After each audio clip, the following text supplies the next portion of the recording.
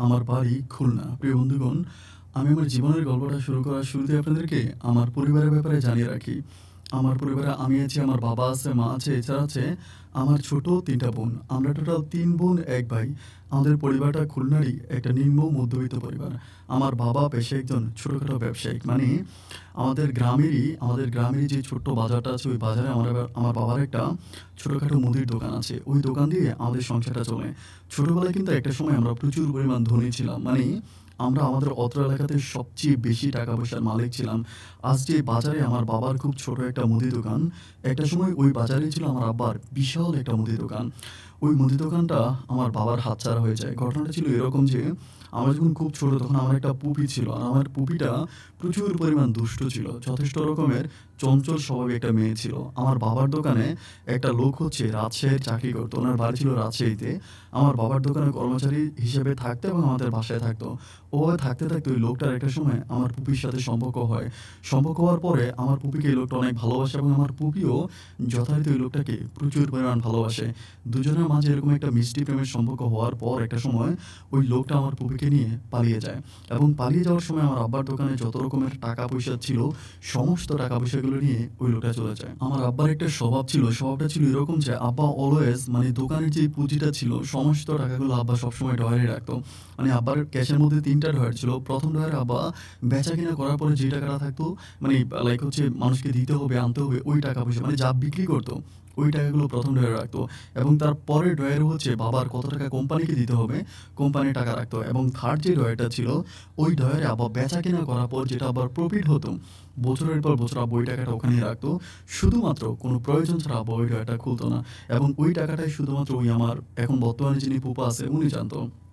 উনি আবার ৩ ড্রয়ার থেকে সমস্ত টাকা-পয়সা নিয়ে চলে যায়। এবং যাওয়ার পর আমার আব্বাকে তখন কোম্পানির লোকেরা এসে টাকার জন্য ধরে। দোকানে যে পরিমাণ অল্প মালামাল ছিল, আমার বাবা সেই মালামালগুলো কোনোভাবে বিক্রি করে দোকানদারের মানে দোকান মানে যারা আছে, কোম্পানি আছে, কোম্পানির টাকা-পয়সা কিছু শোধ করে এরপরেও অনেকে আমার বাবার কাছে টাকা পায়। আমার বাবা সবশেষ হচ্ছে আমাদের জায়গা পর্যন্ত বিক্রি করে। জায়গা বিক্রি করে এরপরে এই ঋণ থেকে আমার বাবা মুক্তি পায়। কিন্তু দুঃখজনক ব্যাপার হচ্ছে, এভাবে কিছুদিন চলার পরে আমার বাবা সবকিছু ছেড়ে দিয়ে যথেষ্ট রকমের নির্বাক হয়ে যায়। আমি এটা বোঝাতে চাচ্ছিলাম যে ওই সময় আমার দাদা-দাদি মিলে আমার ওই ফুপাকে আর আমার ফুপিকে ঘরে নিয়ে আসে। যেই ফুপা আমার আব্বার সর্বনাশ করে দিয়ে গেল, সেই ফুপাকে নিয়ে আমার ফুপি পুনরায় আবারও আমাদের পরিবারে আসে। এবং আসার পরে আমার দাদা-দাদি আমার বাবাকে বলতেছিল যে, "উনি তো একজন বেকার মানুষ, ও কোনো কাজ-টাজ করতে পারে না। তুই কিছু টাকা-পয়সা দে, নাকি কোনো ব্যবসা-বাণিজ্য ধরায় দে।" আমার বাবা বলল যে, "আমার ড্রয়ারের সমস্ত টাকা-পয়সা নিয়ে ও পালিয়ে গেছে। আর আপনারা বলতেছেন যে ওর কাছে টাকা নাই?" আমার আমার দাদা-দাদি তখন ওই মুহূর্তে বলে যে, "ও কখনো একটা টাকাও নিতে পারে না। ও যথেষ্ট ভালো মানুষ।" দুঃখজনক ব্যাপার হচ্ছে, আমার ফুপা যখন আমাদের বাড়িতে আসে, আমার বাবা-মা মানে আমার দাদা-দাদি আমার বাবা-মায়ের সাপোর্ট না নিয়ে আমার ফুপা-ফুপির সাপোর্ট অলওয়েজ নিত। ওদের ঘরে থাকতো, ওদের ঘরে খাইতো এবং আমার ফুপারে আমার বর্তমানে আমার বাবার যে একটা ছোট্ট মুদি দোকান আছে, ওই বাজারের সবচেয়ে বড় দোকানটা হচ্ছে আমার ফুপার। আমার ফুপা ওভাবে কিছুদিন থাকার পরে একটা ছোটখাটো মুদি দোকান দিয়ে স্টার্ট করে এবং একটা সময় আমার ফুপা এখানে অনেক বিশাল একটা মুদি দোকান দিয়ে দেয়। উনি আমাদের এলাকার সবচেয়ে নামি-দামি একজন ব্যবসায়ী। আমাদেরকে বিন্দুমাত্র কোনো ক্ষেত্রে সহযোগিতা করে না। বরং কোম্পানির লোকেরা যখন মালামাল দেওয়ার জন্য আসে, উনি উল্টা আমার বাবার সম্বন্ধে বলে যে, "ওনাকে কোনো বাকি-টাকি দিয়েন না। বাকি দিলে ওনার কাছ থেকে বাকিতে টাকা পাবেন না।" মানে উনি কোনো কোম্পানি টাকা দিতে চায় না। মাল বিক্রি করে খেয়ে ফেলে। অনেক বড়, বড় কোম্পানি আছে, লিভার ব্রাদার্সের মতো, প্রাণের মতো বড়, বড় কোম্পানিগুলো আমার বাবাকে বাকিতে কোনো মালামাল দিত না। কোম্পানিদের কাছে আমার বাবার নামে খুব বাজে ধরনের একটা ধারণা দিয়ে দেয় আমার ফুপা। যাই হোক, আল্লাহ রাখলে বান্দা কি আর মারতে পারে? এভাবে দিন আর রাতগুলো সামনের দিকে অতিবাহিত হচ্ছিল। যেতে, যেতে একটা সময় আমাদের দিনগুলো আস্তে, আস্তে পরিবর্তন হয়। আমি একটু বড় হই। তো আমি তখন স্কুলে পড়ি। আমি যখন স্কুলে পড়ি আমার খুব মনে আছে, আমি আমার পড়াশোনার সমস্ত খরচ জোগাড় করতাম। আমি কখনো আমার বাবার কাছ থেকে কোনো টাকা নিতাম না। ক্লাস 7 পর্যন্ত বাবা নিজের টাকায় আমাকে পড়াশোনা করিয়েছে এবং 7 এর পর থেকে আমি সমস্ত টাকা-পয়সাগুলোই হচ্ছে আমি নিজে আনতাম। নিজে কিভাবে আনতাম সেটাও বলি। আমি অনেক ভালো হচ্ছে ফুটবলার ছিলাম। আমি খুব ভালো ফুটবল খেলতে পারতাম। তো এত নামী একজন প্লেয়ার ছিলাম যে আমাদের এলাকায় তখন ফুটবলটা প্রচুর প্রচলিত ছিল। মানে বিভিন্ন জায়গায়, জায়গায় ফুটবল খেলা হতো। তো প্রতিটা ফুটবল খেলাতে আমাকে ৳১,০০০-১৫০০ করে ভাড়া করে নেয়া যাইত। আমার প্রায় ২-৩ দিন পরে, পরেই একটা ফুটবল খেলার মানে থাকতো, আমি ওখানে যাইতাম। যাইলে আমি অনেক টাকা পাইতাম এবং সেই টাকা দিয়েই মোটামুটি আমি আমার পড়াশোনার খরচ সহ আমার পরিবারের আমার যে ছোট বোনগুলো আছে তাদের পড়াশোনার খরচও দিতে পারতাম। দিন আর রাতগুলো এভাবে কাটতে একটা পর্যায়ে আমি এসএসসি পাস করি এবং এসএসসিতেও আমি মোটামুটি খুব ভালো একটা রেজাল্ট করি। এসএসসি পাস করার পরে খুলনারই কোনো একটা কলেজে আমি ভর্তি হই। ওই কলেজে ভর্তি হওয়ার পরে আমি পড়াশোনা করতেছি। বাট একটা ব্যাপার আমার ভিতরে অনেক বেশি কাজ করে, সেটা হচ্ছে আমি যখন কলেজে পড়ি তখন আমার আমার আগে কিন্তু এই জিনিসগুলো আমার মনে কাজ করতো না। বাট কলেজে পড়ার পরে আমার ভিতর কেন জানি মনে হয়েছে আমার লাইফে একটা রানী থাকবে।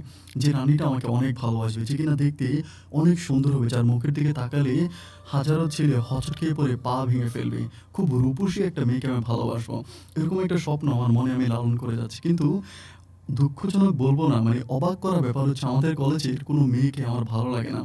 আমি যে মেয়ের মুখের দিকে তাকাই প্রত্যেকটা মেয়েকে আমার কাছে কেন জানি একটু বিতৃষ্ণা বিরক্তির মতো লাগে। কোনো মেয়েকে আমার ভালো লাগে না এবং আমাদের খুলনা শহরেরই কোনো মেয়েকে আমার ভালো লাগে না। দিন আর রাতগুলো এভাবে কাটতে আমি আমার একটা রানী খুঁজতে থাকি। আমার বন্ধু-বান্ধবদেরকে বলি যে আমার জন্য একটা মেয়ে খুঁজে দে। খুব সুন্দর হইতে হবে, আমি প্রেম করব। ওরা আসলে মেয়ে খুঁজে দেয়। আমার কাছে পছন্দ হয় না। কেন জানি কোনো মেয়ের মুখ মোটা, নাক মোটা, চোখ টেরা বা চোখ বড়, কপাল বড়, গালে মাংস নাই, এমনি সবকিছু মিলিয়ে আমার কাছে ভালো লাগে না। আমার কথা হচ্ছে আমার কাছে এমন একটা মেয়ে দরকার যে মেয়েটা দেখতে একেবারে দেবীর মতো হবে। যারা হিন্দুর পূজা দিয়েছেন, হিন্দু ধর্মের লোকে তারা জানেন যে পূজা দেওয়ার জন্য তারা যে দেবীটাকে সাজানো হয়, খুব খেয়াল করে দেখবেন যে ওই দেবীটা দেখতে কিন্তু অনেক সুন্দর হয়। আমার ওই দেবীর মতো করে একটা মাটির মানুষ দরকার, যে মানুষটা আমাকে প্রচণ্ড রকমের ভালোবাসবে। যাই হোক, এই মানুষটাকে আমি খুঁজতেছি বাট কোনোভাবেই তাকে আমি পাই না। এভাবে যেতে আমি ইন্টারমিডিয়েট ফার্স্ট ইয়ারে ফাইনাল পরীক্ষা দিয়ে এবং ফাইনালে আমি খুব ভালো একটা রেজাল্ট করি। আমি যখন সেকেন্ড ইয়ারে উঠি আমার নাম তখন আমাদের খুলনা শহরের প্রায় প্রত্যেকটা মানুষের মুখে মুখে। আমি খুব নাম করে একজন প্লেয়ার হয়ে যাই। এমনও হয় যে খুলনা শহরে কোনো বড় বড় অনুষ্ঠান হলে আমাকে ইনভাইট করা হতো। ওখানে ফুটবলার হিসাবে আমাকে পুরস্কৃত করা হতো। আমি জাতীয় দলে খেলারও প্রায় সুযোগ পেয়ে গেছিলাম। ঠিক ওই মুহূর্তে আমি একদিন কী করলাম, ঢাকাতে খেলার জন্য যাই। ঢাকাতে আমি একটা হচ্ছে টুর্নামেন্টের খেলার জন্য যাই। ওখানে যখন আমি খেলতে যাই, তো খুব ভালোই ছিলাম, খেলাধুলা করার পরে রাতের বেলা ওখানে আমি সহ আমার আরও ২ টা বন্ধু থাকে। আমরা টোটাল ৩ জন। আমরা ৩ জন মিলে ওখানে রাতের বেলায় আবাসিক হোটেলে থাকি। থাকার পরের দিন সকালবেলা আমরা ঢাকা থেকে খুলনার উদ্দেশ্যে রওনা দিয়েছিলাম। তো খুলনার উদ্দেশ্যে যখন রওনা দিই, আমি টিকিট কাটলাম। টিকিট কাউন্টারে যাওয়ার পরে একটা এসি বাসের টিকিট কাটবো। বাট ওই সময় আমি খুব খেয়াল করে দেখি যে একটা মেয়ে ওই বাসের মধ্যে আছে, এবং মেয়েটার সাথে তার বাবা আছে। মেয়েটা দেখতে অসম্ভব সুন্দরী। আমি মনে মনে যেমন একটা দেবী খুঁজে বেড়াচ্ছিলাম, আমার কাছে মনে হয়েছে আমি চোখের সামনে এমন একটা দেবী পেয়ে গেলাম। নাক, চোখ আর ঠোঁট মিলিয়ে আমার ওই স্বপ্নে দেখা মেয়েটার মাঝে এই মেয়েটার অনেকগুলো মিল আছে। আমি তাকে দেখার পরে আমার বন্ধুকে বলি যে, "বন্ধু, আমি তো আমার দেবীকে পেয়ে গেছি। আমি এই মেয়েটাকেই খুঁজতেছিলাম।" পরে আমার বন্ধুরা বলতেছে, "তোর কথাবার্তা শুনে মনে হয় তুই তাকে জনম ধরে চিনিস।" আমি বললাম, "না, না, জনম ধরে চেনার ব্যাপারটা বড় কথা না। কিন্তু কেন জানি এই মেয়েটাকে দেখে আমার কাছে মনে হলো যেন মেয়েটা দেখতে আমার স্বপ্নে দেখা ওই বাস্তব মেয়েটার মতো।" আমার বন্ধুগুলো আমাকে বলতেছিল যে, "একটা কাজ কর, তুই তাকে প্রেমের প্রপোজ কর।" আমি বললাম, "মাথা ঠিক আছে? মেয়ের সাথে মেয়ের বাবা আছে। প্রপোজ তো দূরের কথা, কথা বলতে গেলেই ভেঙে হাড় মাংস এক করে দিবে।" তো আমাকে বলে যে, "তুই মেয়েকে পাবি কিভাবে? এখন মেয়ে বাসে উঠবে, ঠিক আছে, আমাদের সাথে একটা লম্বা জার্নি করবে। এরপর তো মেয়েটা নেমে যাবে। আর আমরা যতদূর শুনেছি বাসটা নাকি যাত্রাবিরতিও দিবে না। রাস্তার পাশে দাঁড়াবে, ওখান থেকে কিছু হচ্ছে গাড়িতে বসিয়ে কিনে নিতে হবে। তো এখানে তো আসলে কিছু করা নাই।" আর কি একটা প্রবলেম যেন ওই সময় ছিল, রাস্তাতে গাড়ি যাত্রাবিরতি দিবে না বলে দিছে। যে আপনার কিছু কেনা থাকলে আপনারা এখান থেকে কিনে নেন, আমরা রাস্তার পাশে হয়তো পেট্রোল নেওয়ার সময় দাঁড়াবো কয়েক মিনিটের জন্য, এরপরে আবার আমরা চলে যাবো, এটা বলে। তো যখন এমনভাবে কথা বলতেছিল আমি তখন আর বুঝতে পারি না যে এখন কি করা উচিত বা কি করব। আমার মাথায় কোনো কিছু আসতেছে না। বাট কোনোভাবেই মেয়েটার সাথে কথা বলার কোনো সুযোগ পাচ্ছি না। প্রায় ১৫ মিনিটের মতো আমি কাউন্টারে বসে থাকি। অনেকভাবে ট্রাই করি এদিক থেকে ওদিক থেকে বিভিন্ন অ্যাঙ্গেল থেকে মেয়েটার সাথে একটু কথা বলার জন্য। বাট কোনোভাবেই তার সাথে কথা বলার কোনো সুযোগ আমি পাই না। দিন আর সময়গুলো এভাবে কাটতে একটা পর্যায়ে আমি চিন্তা করলাম যে রিস্ক নিয়ে হলেও তার সাথে আমার কথা বলতে হবে। আমি একটু বাইরে থেকে কয়েকটা চিপস কিনে নিয়ে আসি। আইসা ৪ টা চিপস আনি। একটা আমি নেই, ২ টা আমার বন্ধুকে দেই। মেয়েটাকে বলি যে, "চিপস খাবে? নেন।" দেওয়ার পরে মেয়ের বাবা আমার মুখের দিকে তাকিয়ে বলতেছে, "এই ছেলে, আমার মেয়ে কি তোমার কাছে চিপস চাইছে?" আমি তখন তো খুব লজ্জা পেয়ে গেলাম। তো আমি তখন চিপসটা হাতে নিয়ে নিলাম। মেয়েটা তখন মুচকি একটা হাসি দিল। আমার কাছে মনে হলো আমার ওই হাসিটাই প্রয়োজন। এবং হাসিটা দেওয়ার পর আমার তখন প্রচণ্ড রকমের ভালো লাগলো। যাই হোক, একটু করে আমরা তখন বাসে উঠে গেলাম। আর সবচেয়ে মজার ব্যাপার হচ্ছে মেয়েটার বাবা আর মেয়ে যে সিটে বসছে, আমি ঠিক তার পরের সিটে বসছি। আমার পাশে একটা বন্ধু এবং আমার আরেকটা বন্ধু আমার পরের সিটে বসছে। একটু, একটু করে বাসটা আস্তে, আস্তে করে ঢাকার ওই রাজপথ পেরিয়ে যখন আমাদের খুলনার মেঠো পথে চলতে শুরু করলো, আমি খুব খেয়াল করে দেখলাম যে ওই সময় মেয়েটা তার মোবাইল ফোনটা বার করে। তার ফোনটা বের করে সে Facebook চালাচ্ছে। যখন Facebook চালাচ্ছে আমি দূর থেকে খুবভাবে ট্রাই করতেছি তার ফেসবুকের মানে কোনোভাবে তার ফেসবুকের নামটা নেওয়ার জন্য। প্রয়োজনে তার ফেসবুকের নামটা নিয়ে আমি সার্চ করবো। ওখানে গেলে তো আমি তাকে পেয়ে যাবো। খুবভাবে ট্রাই করতেছি এমনি-সেমনি অনেকভাবে কিন্তু কোনোভাবেই তার ফেসবুকের আইডির নামটা আমি নিতে পারতেছি না। যদি একটু সামনের দিকে ঝুঁকি দেই তাহলে আশেপাশের লোকগুলো আমার দিকে একটু অন্যভাবে তাকায়। মানে তারা কিছুটা হলেও আমাকে সন্দেহ করে। আমি তখন কিছুই করতে পারি না। এভাবে সময়গুলো কাটতে একটা সময় প্রায় আমাদের বাসটা খুলনার খুব কাছাকাছি চলে আসে। বাট আমি তখনও ওই মেয়ের সাথে আর কোনো কথা বলতে পারলাম না। আমার কাছে মনে হলো যে আমি যেকোনো কিছুর বিনিময়ে মেয়েটার সাথে আমাকে কথা বলতেই হবে। এরকম ভাবতে, ভাবতে বাসটা যখন প্রায় খুলনার কাছাকাছি চলে আসে আমার কাছে তখন প্রচণ্ড রকমের খারাপ লাগে। আমার কাছে তখন মনে হয় যে আমি মনে হয় আর এই মেয়ের ফোন নাম্বারটাও নিতে পারবো না, তার সাথে আমি আর কথাও বলতে পারবো না। এক বুক কষ্ট নিয়ে আমি তখন মুখটা কালো করে বসে থাকি। আমার কাছে হঠাৎ করে তখন আমার মাথায় একটা ভিন্ন ধরনের আইডিয়া আসে। আইডিয়াটা হয়তো অনেকের কাছে একটু হাস্যকর মনে হতে পারে। কিন্তু আমার এই আইডিয়াটা ওই সময় আমার 100% কাজে লেগে যায়। আমি যখন দেখলাম যে মেয়েটা Facebook তখনও চালাচ্ছে, আমি তখন আমার মোবাইল ফোনটা হাত থেকে বের করি। বের করে আমি কোনো নাম্বারে কল দেই না। মোবাইল ফোনটা কানে দিয়ে বলতেছি যে, "কিরে আমি তো আজকে ফুটবল খেললাম এবং ফুটবল আমি বিন্দাস কিক করলাম। আমার কিক দেখে তো পুরা এলাকাবাসী পাগল হয়ে গেছে। প্রায় 20K এর মতো আমার এই ফেসবুকের আমার এই পোস্টে লাইক পড়েছে। আমি তো কারো সাথে কথাই বলতেছি না। জাস্ট ফোন কানে দিয়ে আছি। তো ওরকম করে পরে আমি বলতেছি যে, "শোন আমাকে বিশ্বাস হচ্ছে না তো 20K যে লাইক পড়েছে 20,000 মানুষ আমার ছবিতে লাইক দিয়েছে। যদি বিশ্বাস না করিস তাহলে ফেসবুকে গিয়ে দেখতে পারিস। একটা কাজ কর তুই ফেসবুকে গিয়ে আমার নামটা লেখ। আমার নামটা লেখার পরেই দেখবি যে প্রোফাইল পিকে আমি একটা মানে ফুটবল লাথি মেরে আছি। এটা দেখ।" আমি বারবার এই কথাটা রিপিট করতেছি। তুই ফেসবুকে যা, সার্চ অপশনে যা, ওখানে যা, একটা ছোট বৃত্তের মতো আছে। আমি যখন এভাবে বলতেছিলাম আমি খুব খেয়াল করে দেখি যে আমি কিন্তু আসলে মেয়েটাকে এই কথাগুলো বোঝাচ্ছিলাম। একটা সময় খেয়াল করে দেখি যে মেয়েটা তার ফেসবুকের সার্চ অপশনে গেল। ওখানে যাওয়ার পরে আমি তখন বলতেছিলাম যে আমার নামের স্পেলিংটা বলতেছিলাম যে এভাবে লেখ। এভাবে তখন আমি দেখলাম যে মেয়েটা লিখতেছে। লেখার পর আমি বললাম যে সার্চ কর, ওই মেয়েটা তখনই সার্চ করতেছে। মানে আপনারা হয়তো ব্যাপারটা বুঝেন না। আমি আশেপাশের মানুষগুলোকে ফোন কানে দিয়েছি। আমি আশেপাশের মানুষগুলোকে বুঝাচ্ছিলাম যে আমি কথাগুলো মোবাইলে বলতেছি। এরপরে ১ম এই আমার আইডিটা শো করছে এবং মেয়েটা আমি বললাম যে, "আমাকে ফ্রেন্ড রিকোয়েস্ট পাঠা, তারপর আমার প্রোফাইলে যা।" তো ফ্রেন্ড রিকোয়েস্ট পাঠালো, পাঠানোর পরে প্রোফাইলে যাচ্ছে। আমি তখন সাথে, সাথে অ্যাকসেপ্ট করি। অ্যাকসেপ্ট করে শুধু একটা রিয়েক্ট পাঠাই। মানে একটা হাসির রিয়েক্ট পাঠাই এবং হাসির রিয়েক্ট পাঠানোর পরে মেয়েটা একটা হাসির রিয়েক্ট পাঠায় এবং সবশেষে হচ্ছে লাভ রিয়েক্ট পাঠায়। আমিও তাকে লাভ রিয়েক্ট দেই। এরপরে কথা বলতেছিলাম আমরা প্রায় আরো ২০ থেকে ২৫ মিনিটের মতো সময় পাই বাস ওখানে পৌঁছানো পর্যন্ত। স্টেশনে পৌঁছানো পর্যন্ত ওই ২০ থেকে ২৫ মিনিট আমি ওর সাথে কথা বলি। আচ্ছা তার নাম ছিল হচ্ছে বর্ষা এবং বর্ষার সাথে কথা বলি। আমার তখন প্রচণ্ড রকম ভালো লাগে। ও তখন আমাকে অনেক কথা জিজ্ঞেস করে যে, "কোথায় গিয়েছিলেন?" আমি ফুটবল খেলতে গেছিলাম। বলছিলাম যে, "আমি খুব ভালো একজন ফুটবলার।" আবার সে আমার প্রোফাইলে গিয়ে দেখছে যে আমি অনেক ফুটবলের সাথে অনেক বাংলাদেশের বড়, বড় জাতীয় দলের প্লেয়ারের সাথে আমার ছবি আছে। তো এগুলো দেখার পরে বলল যে, "কি করি?" কলেজের নাম বললাম, "কলেজে পড়াশোনা করি।" এগুলো তার মেসেজ আমার সেটিং হচ্ছে। তারপরে আমি ভালো আছি কিনা, আমার বাবা-মা কি করে, আমার ভাই-বোন কয়জন, এটা সেটা অনেক কথাবার্তা প্রায় ২০ মিনিট আমাদের মাঝে হয়ে গেল এসএমএসে এবং সে বলতেছিল যে, "আই এম সো সরি আমার বাবা একটু অনেক হার্ড টাইপের মানুষ তো। কোনো ছেলেদের সাথে কথা বলা আমার বাবা মোটেও এলাও করে না। এবং এই বাবার কারণেই কথা বলতে পারতেছি না। বাট আমার আপনার সাথে কথা বলার খুব ইচ্ছে ছিল।" অনেকক্ষণ কথাবার্তা বলার পরে একটা পর্যায়ে যখন বাসটা খুলনা থেকে থামলো, থামার পরে বাস থেকে নামলাম। নামার পরে মানে ও তখন চলে যাবে। আমার দিকে তাকায় মুচকি, মুচকি হাসতেছে। তো বলতেছে মানে বোঝাচ্ছি ইশারা ইঙ্গিত যে মোবাইলে কথা হবে এবং এরই মাঝে আমাদের ফোন নাম্বারটাও আদান-প্রদান হয়ে যায়। ফোন নাম্বারটা দিয়ে দিয়ে পরে আমি বাসায় যাই। অ্যান্ড বাসায় যাওয়ার পর তখন আমাকে বাসায় গিয়ে সাথে, সাথে আমাকে কল দেয়। কল দিয়ে বলে যে, "আপনি কোথায়?" আমি বললাম যে, "আমি বাসায় আসছি।" বলে, "বাসায় পৌঁছেছেন ঠিকমতো?" আমি বললাম, "হ্যাঁ, আমাদের খুলনা শহর থেকে আমাদের বাসা খুব বেশি দূরে না, চলে আসছি।" তো বলে, "সবকিছু ঠিকঠাক?" আমি বললাম, "হ্যাঁ, আলহামদুলিল্লাহ সবকিছু ঠিক আছে। তো তোমার কি অবস্থা?" বলে, "আমিও ভালো আছি।" আমরা প্রায় ১০ মিনিটের মতো তখন কথা বলি। কথাবার্তা শেষ করে আমি গোসল করে খাওয়া-দাওয়া করে আমার আর চোখে তখন ঘুম আসে না। আমার বারবার এই মেয়েটার কথা মনে পড়ে। কেন জানি আমার কাছে মনে হয় যে আমার সারা পৃথিবীটা একদিকে, ওই মেয়েটা একদিকে। সময়টা যত যাচ্ছে তার প্রতি আমার দুর্বলতা ততই বেড়ে যাচ্ছে। দেখতে, দেখতে একটা সময় সূর্যটা পশ্চিমের আকাশে হেলে পড়ল। সন্ধ্যা নেমে এলো, কুটকুটে অন্ধকার। আমি তখন কি করলাম, সন্ধ্যা ৭টার দিকে আমাদের বাসার সামনেই হচ্ছে বসার মতো একটা ছোট্ট জায়গা আছে। ওখানে বসে আমি তাকে আবারও কল দিলাম। কলটা রিসিভ করে বলতেছে, "আমার বাবা এখনো ঘুমায় নাই। বাবা ঘুমায় গেলে আমি ঠিক রাত ১২টা বাজে তোমাকে কল দিব। ওকে ফাইন ঠিক আছে। তো লাইন থেকে দিতে ঠিক রাত ঘড়ির কাঁটায় ১২টা আমাকে কল দেয়। কল দিলে আমি তখন কলটা রিসিভ করে আমাকে বলতেছে যে, "তুমি এরকম পাগলামি কেন করতেছো?"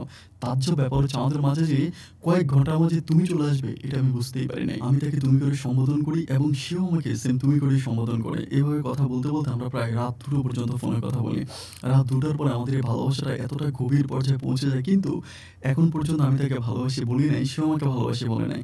রাত যখন ২টা বাজতেছে তখন আমার মনের ভিতর আনচান করতেছে। আমি তখন বলতেছি, "বর্ষা, রাত তো প্রায় ২টা বেজে গেছে। একটু পরেই হয়তো মানে মুয়াজ্জিন ফজরের আজান দিবে। সকালের সূর্য উঠবে। কর্মব্যস্ত মানুষগুলো কর্মে ফিরে যাবে। আর কিচিমিচি করা পাখিগুলো খাদ্যের উদ্দেশ্যে বের হবে।" এটা যখন বলতাম তখন বলতেছি, "ওরে বাবা! আমি তো বুঝতেই পারিনি যে আমি শুধু একটা প্লেয়ার নয়, একটা কবির সাথেও কথা বলতেছি।" আমি বললাম যে, "হ্যাঁ, আমি খুব সুন্দর করে সাজিয়েও কথা বলতে পারি। কারণ সাজিয়ে কথা বলার জন্যও কিন্তু আমি আমাদের কলেজের মধ্যে অনেক পরিচিত। আমাকে বলে যে, "এছাড়া আর কি, কি গুণ আছে আপনার মাঝে?" আমি বললাম, "সবকিছু ছাড়াও আমার অনেক ভালো একটা গুণ আছে। এটা কিন্তু অনেকেই জানে না। কেউই জানে না।" তো আমাকে বলে যে, "ওই গুণটা কি?" আমি বললাম যে, "সেই গুণটা হচ্ছে একটা মানুষকে ভালোবাসা।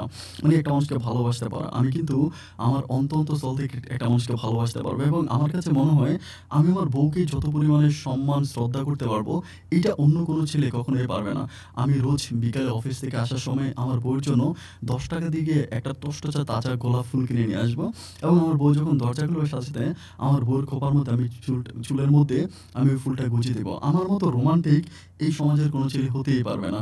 এমন মিষ্টি কথা বলতে, বলতে আমাকে বলে, "আমি কি ওই রোমান্টিক ছেলের বউ হতে পারি?" আমার মনটা তখন আনন্দে আনমনা করতে থাকে। আমি বললাম, "হ্যাঁ, আমিও তো এটাই চাই যে আমার আমি যখন তোমাকে ১ম এ দেখেছিলাম ওই ঢাকার বাস কাউন্টারে, আমার কাছে মনে হলো আমি যেন অন্য কোনো রাজ্যে হারিয়ে গেছিলাম। তোমার গালগুলো এত সুন্দর আর চোখ, মুখ আর ঠোঁট মিলিয়ে আল্লাহ যেন নিপুণ হাতে তোমাকে বানিয়েছে। মাটির প্রতিমার মতো দেখতে তুমি অনেক সুন্দর।" আমাকে বলে, "জানো, জন্মের পর থেকে এই পর্যন্ত কেউ আমাকে না এভাবে কোনো প্রশংসা করেনি। কারো মুখ থেকে আমি শুনিনি আমাকে নিয়ে এত সুন্দর, সুন্দর বলি। তোমার ওই মুখের মিষ্টি কথাগুলো শোনার পর আমার কাছে মনে হচ্ছে আমি যেন সত্যিই দেখতে অনেক বেশি সুন্দর। আগে আমি আয়নার দিকে তাকিয়ে আয়না যখন বলতে শুনতাম আমি ভাবতাম যে আয়না আমাকে মিথ্যে বলে। আজকে তোমার সাথে কথা বলে বুঝলাম যে না, আয়নার ওই প্রত্যেকটা কথাই অনেক চরম সত্য ছিল। আসলে আমি দেখতে অনেক সুন্দর। যদি সুন্দর না হতাম তাহলে এত স্মার্ট একটা ছেলের মন আমি কি করে জয় করি? এক দেখায় কি করে তার মনের রাজ্যের রাজকুমারী আমি হয়ে যাই। কথাগুলো বলতে, বলতে একটু পরেই হচ্ছে মুয়াজ্জিন আজান দিয়ে দিল। আমি বললাম, "আজানের সাথে, সাথে তুমি আমাকে একটা কথা বলবো?" বলে, "না, আজানের সময় কথা বলতে হয় না।" আমি বললাম যে, "ঠিক আছে। তাহলে আজানটা যখন শেষ হবে আমি তোমাকে একটা কথা বলবো, তুমি আমার কথাটা মনোযোগ দিয়ে শুনবা।" ও আমাকে বলে, "না, আগে আমি তোমাকে একটা কথা বলবো, তুমি সেই কথাটা মনোযোগ দিয়ে শুনবা।" আমার এই কথাটা শোনার পর কেমন জানি মনের ভিতরে একটা ভয় লেগে গেল। আরে! ও আমাকে এত ঘন্টা ধরে কথা বলল, আবার কি কথা বলবে যেটা আসলেই অনেক ইম্পোর্টেন্ট। বললাম, "ফাইন ঠিক আছে।" আমি যখন দুজনে হচ্ছে নীরবে ফজরের আজানটাকে উপভোগ করতেছিলাম। আজানটা যখন শেষ হওয়ার পরে আমি তাকে বললাম যে, "আজানের দোয়া পড়ো।" দুজনে মিলে আজানের দোয়াটা পড়লাম। পড়ার পর আমি বললাম যে, "আমার কথাটা আগে বললে?" বলে, "না, না, আমি আমার কথাটা আগে বলতে চাই।" আমি বললাম, "ঠিক আছে বলো।" আমাকে বলে, "জানো, আমি আমার জীবনে অনেক প্রপোজাল পেয়েছি। অনেক ছেলে আমাকে ভালোবাসি বলেছে। জন্ম লগ্ন থেকে এই মুহূর্তটা পর্যন্ত আমি কখনো কোনো ছেলের প্রতি অ্যাক্টিভ হই নাই। কখনো ছেলেকে আমার ভালোও লাগে নাই। কোনো ছেলেকে আমি ভালোবাসি কথাটাও বলিনি। কিন্তু তোমাকে দেখার পর থেকে আমি বারবার কেন জানি তোমার কথাই মনে পড়তেছে। এমন রাত আমার জীবনে আর একটাও আসে নাই, যেমনটা আজকে রাত আমি কাটিয়েছি। আমি তোমাকে শুধু একটা কথাই বলতে চাই যে সকালের সূর্যের কসম করে আমি তোমাকে অনেক বেশি ভালোবাসি।" ওর এই কথাটা শোনার পরে আমার কাছে মনে হলো যে, "এ আল্লাহ! আমি যেটা বলতে চাই ও তো সেটাই বলল।" আমি বললাম, "বিশ্বাস করো আমিও না তোমাকে সেম এই কথাটাই বলতাম যে, আমি তোমাকে অনেক ভালোবাসি, তোমাকে অনেক ভালো লাগছে।" ও আমাকে বলে, "দেখছো? তুমি বলার আগে আমি তোমাকে বলে দিলাম।" ঠিক সেই মুহূর্তের পর থেকে আমাদের দুজনের মাঝে একটা মিষ্টি প্রেমের সম্পর্ক গড়ে ওঠে। প্রতিটা দিন আর প্রতিটা রাত, প্রতিটা ক্ষণে, ক্ষণে আর মুহূর্তে আমি মিশে থাকি বর্ষার অন্তরে। যাই হোক সম্পর্কটা এভাবে যেতে, যেতে আমাদের প্রায় ৩ মাসের মতো সম্পর্ক যায়। বর্ষার বাড়িও ছিল হচ্ছে ইয়েতে খুলনাতেই কিন্তু বর্ষা পড়াশোনা করতো ঢাকাতে। বর্ষার বাবা-মা সেটেল ছিল ঢাকাতে। মানে ওদের গ্রামের বাড়ি ছিল খুলনা। তো ওরা ঢাকাতেই থেকে পড়াশোনা করতো। তো যাই হোক এভাবে প্রায় অনেকদিন কথাবার্তা বলার পর আমি তাকে বললাম যে, "চলো না আমরা একদিন দেখা করি।" এবং খুলনারই খুব সুনামধন্য একটা জায়গা আছে। ওই জায়গায় আমি তার সাথে দেখা করি। তো দেখা করার পরে আমার তখন এত বেশি ভালো লাগে আমার স্বপ্নে দেখা সেই ভালোবাসার মানুষটা যখন আমার সামনে দাঁড়িয়ে আছে, আমি তখন পারলাম না আমার নিজেকে সামলায় রাখতে। আমি আমার হাতটা ধরে তার নরম হাতে একটা টিপ দিয়ে আমার কাঁধের সাথে তার আধার কার্ডটা মিলিয়ে বললাম, ও আল্লাহ, আমি না কখনো স্বপ্নেও চিন্তা করতে পারিনি তোমার মতো এত মিষ্টি একটা মেয়েকে আমি আমার জীবন সঙ্গিনী করতে পারবো। বিশ্বাস করো, তোমাকে পাওয়ার পরে আমার কাছে মনে হয় আমার এই দুনিয়াতে আর কোনো কিছুই লাগবে না। বেঁচে থাকা জীবনের অবশিষ্ট সময়গুলো আমি তোমার সাথে কাটাতে চাই। আমি তোমাকে আমার জীবনের চাইতে বেশি ভালোবাসি। অনেক ভালোবাসাবাসি আমাদের দুজনের মাঝে কাটে। আমরা অনেক মুহূর্ত কাটাই, যে মুহূর্তগুলো সারা জীবনও কখনো ভোলার মতো নয়। মিষ্টি এই সম্পর্কটা পিঁপড়ার মতো হাঁটি হাঁটি পাপা করে সামনের দিকে এগিয়ে যাচ্ছিল। সময়গুলো কাটতে কাটতে একটা পর্যায়ে আমার ভালোবাসার মানুষ বর্ষা ঢাকাতে পুনরায় ব্যাক করে। আমি যখন ঢাকাতে ব্যাক করে চলে যাই, আমি তখনও কাউন্টারে দাঁড়িয়ে আছি। কাউন্টারে দুজনে দেখা সাক্ষাৎ করার পরেও ঢাকাতে যায়, এবং ঢাকাতে যাওয়ার পরেও তার সাথে আমার কন্টিনিউ কথা হয়। আমি ওর সাথে অলওয়েজ কথা বলি, আমাদের দুঃখ সুখের সমস্ত ব্যাপারগুলো তার সাথে শেয়ার করি। আমার কাছে মনে হয় না যে আমার জীবনে এমন কোনো সময়, মানে ওই সময়টাতে এমন কোনো সময় কেটেছিল যে সময়টা আমি তাকে ছাড়া, মানে তাকে চিন্তা করা ছাড়া ছিলাম। আমার কাছে তখন মনে হলো যেন পুরোটা পৃথিবী আমার কাছে অনেক সুন্দর। আমার কাছে পাখি উঠতে ভালো লাগতো। যেমন বিরক্তিকর যে ব্যাপারগুলো ছিল, ওই ব্যাপারগুলো আমার কাছে সত্যি অনেক ভালো লাগতো। যারা নতুন নতুন প্রেমে পড়েছেন তারাই বুঝবেন। তাদের লাইফে কোনো তিক্ততা বলতে কোনো ব্যাপার থাকে না, দুঃখিত বলতে কোনো ব্যাপার থাকে না। প্রত্যেকটা জিনিসে তাদের কাছে অত্যন্ত ভালো লাগে, এবং আমার কাছেও বর্ষা আমার জীবনে আসার পর থেকে মনে হলো যে আমার জীবনটাই অনেক বেশি স্বর্ণালী হয়ে গেল। এভাবে সময়গুলো কাটতে কাটতে আমরা দুজনে অনেক বেশি জুটিয়ে প্রেম করি। তো আমার কাছে ব্যাপারটা কেমন জানি মনে হয় যে ও ফেসবুকে অনেক ছবি আপলোড করে, মানে বর্ষা অলওয়েজ ফেসবুকে ছবি আপলোড করে প্রত্যেকটা দিন, একদিন ৩টা ৪টা ৫টা পর্যন্ত ছবি আপলোড করে, এবং ওর এক একটা ছবিতেই ২,০০০ ৩,০০০ করে লাইক পড়ে। মানে ও ফেসবুকে অনেক পরিচিত একটা মুখ। আমি দেখলাম যে না, মানে ফেসবুকে এত পরিমাণে ছবি আপলোড করে এবং ছেলেরা বিভিন্নভাবে ওকে প্রশংসা করে। আপনি দেখতে সুন্দর, আপনার চোখ সুন্দর, নাক সুন্দর, কথা সুন্দর, মুখ সুন্দর, এটা বলে প্রশংসা করে। যদিও ভালোবাসার মানুষকে প্রশংসা করলে ভালো লাগারই কথা, কিন্তু কেন জানি আমার এই প্রশংসাগুলো ভালো লাগে না। আমার কাছে মনে হয়েছে আমার প্রিয় মানুষটাকে অন্যরা কেন এভাবে প্রশংসা করবে। সময়গুলো যত কাটতেছে আমার কাছে মনে হচ্ছে যে না, আমার আমার ভিতরে জানি কেমন কষ্টের পরিমাণটা বেড়ে যাচ্ছে। আমার ভিতরে জানি কেমন করে আমার কাছে মনে হচ্ছে যে না, আমার ভালোবাসার মানুষটাকে অন্য কেউ এভাবে প্রশংসা করতে পারবে না। আমার ভিতরে একটা সময় জেলাস ফিল হয়। আমি তাকে বলি যে তুমি আর ফেসবুকে ছবি আপলোড করো না। ও আমাকে বলে, কেন ফেসবুকে কেন ছবি আপলোড করবো না? আমি বললাম যে না, তুমি ফেসবুকে ছবি দিও না, কারণ তুমি যদি ফেসবুকে ছবি দাও আমার কাছে কেমন জানি অনেক কষ্ট লাগে। ও আমাকে বলে, এটা কেমন কথা বলতেছো? আমি ফেসবুকে ছবি দিব না, এটা কেমন কথা? আর আমি ফেসবুকে ছবি দিলে তোমার কেন কষ্ট লাগবে?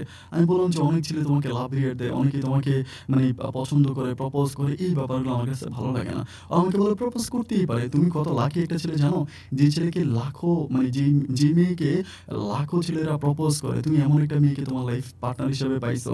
সো তুমি কি বুঝো, ইউ আর সো লাকি। আমি বললাম যে ওকে ফাইন, বাট আমি এতটাও লাকি হতে চাই না, আমার বউকে আমি অত বেশি পাবলিক করতে চাই না, প্লিজ তুমি একটু হাইট থাকো। কিন্তু সময়গুলো এভাবে কাটতে কাটতে আমি দেখলাম যে না, অলওয়েজই সে ফেসবুকে ছবি আপলোড করেই যাচ্ছে।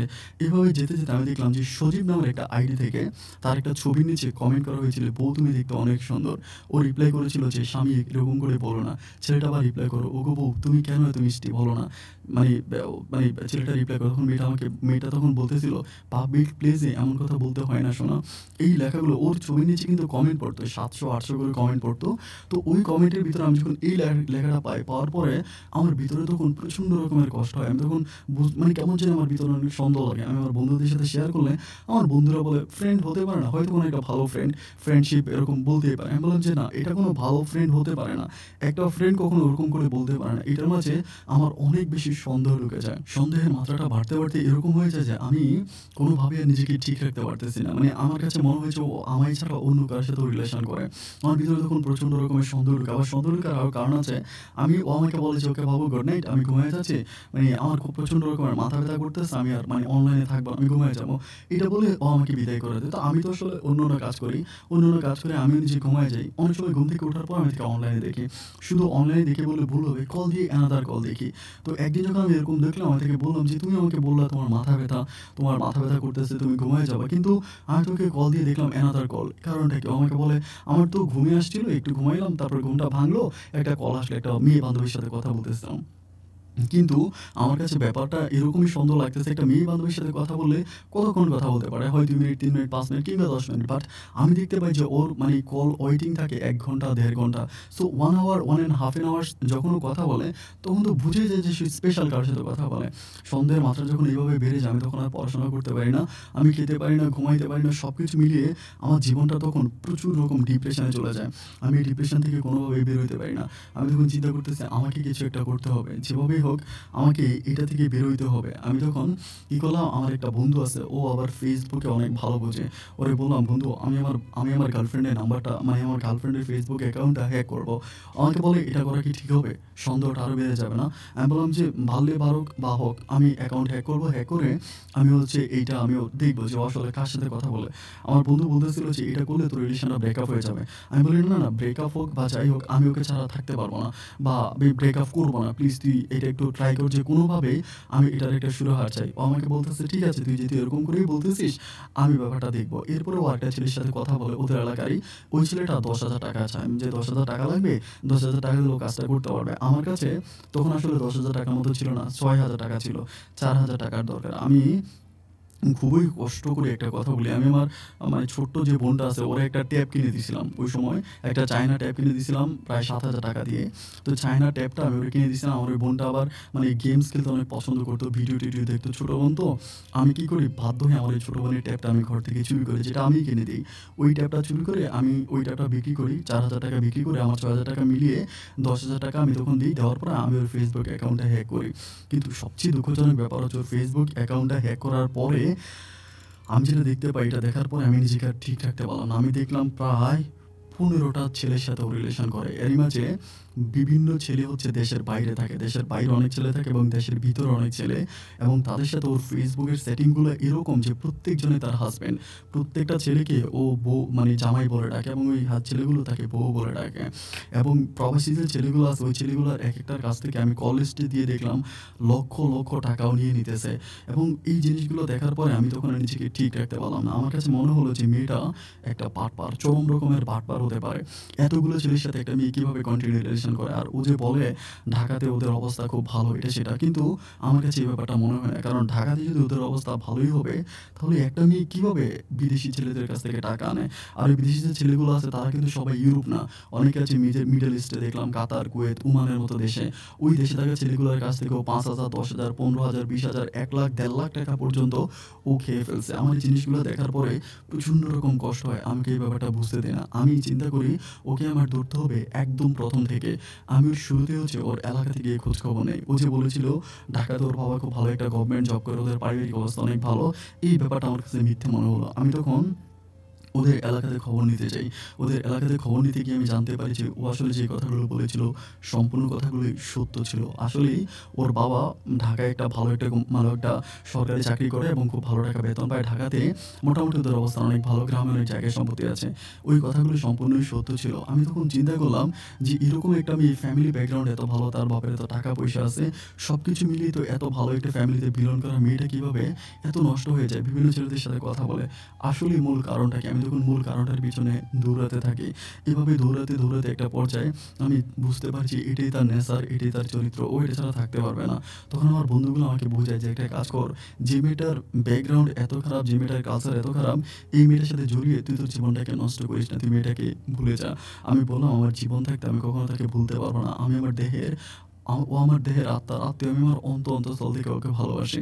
আমি ওকে কখনোই ছাড়তে পারবো না। ও যদি অনেক খারাপও হয় আমি তাকে ভালো করে নিব। ও যদি এই দুনিয়াতে সবচেয়ে খারাপ মেয়েটাও হয়, আমি আমার ভালোবাসা দিয়ে আমি ওকে পবিত্র করে নিব। সোনার উপর পানি দিয়ে ধুয়ে আমি ওকে বিয়ে করবো। আমার বন্ধুরা বলতেছে যে এর মাঝে আমি এমনও সেটিং পাইছি, অনেক ছেলের সাথে ও ডেট করছে। ডেট মানে একই রুমে ছিল, শারীরিক সম্পর্ক পর্যন্ত করছে, এরকম মেসেজও আমি সেট লিস্টে পেয়েছিলাম। কিন্তু এরপরও আমি কোনোভাবে আমার মন থেকে তাকে সরাইতে পারি না। কারণ ও দেখতে এতই সুন্দর ছিল, এতই সুন্দর ছিল, এতই সুন্দর ছিল যে আমি খোদার কসম করে বলতে পারবো কোনো ছেলে যদি ওর মুখের দিকে একবার তাকায় তাহলে আর ও চোখ ফিরাইতে পারবে না। আমার মাথার ভিতর তখন আস্তে আস্তে বিবেকের দরজাগুলো খুলতে থাকে। আমি তখন চিন্তা করি, হাই তো তাই তো, একটা ছেলে একটা মেয়ের সাথে রিলেশন করতে কত সময় লাগে, মাসের পর মাস লেগে যায়, কিন্তু এক রাতের ভিতরে 2-3 মিনিট কথা বলে ও আমার গার্লফ্রেন্ড হয়ে গেল।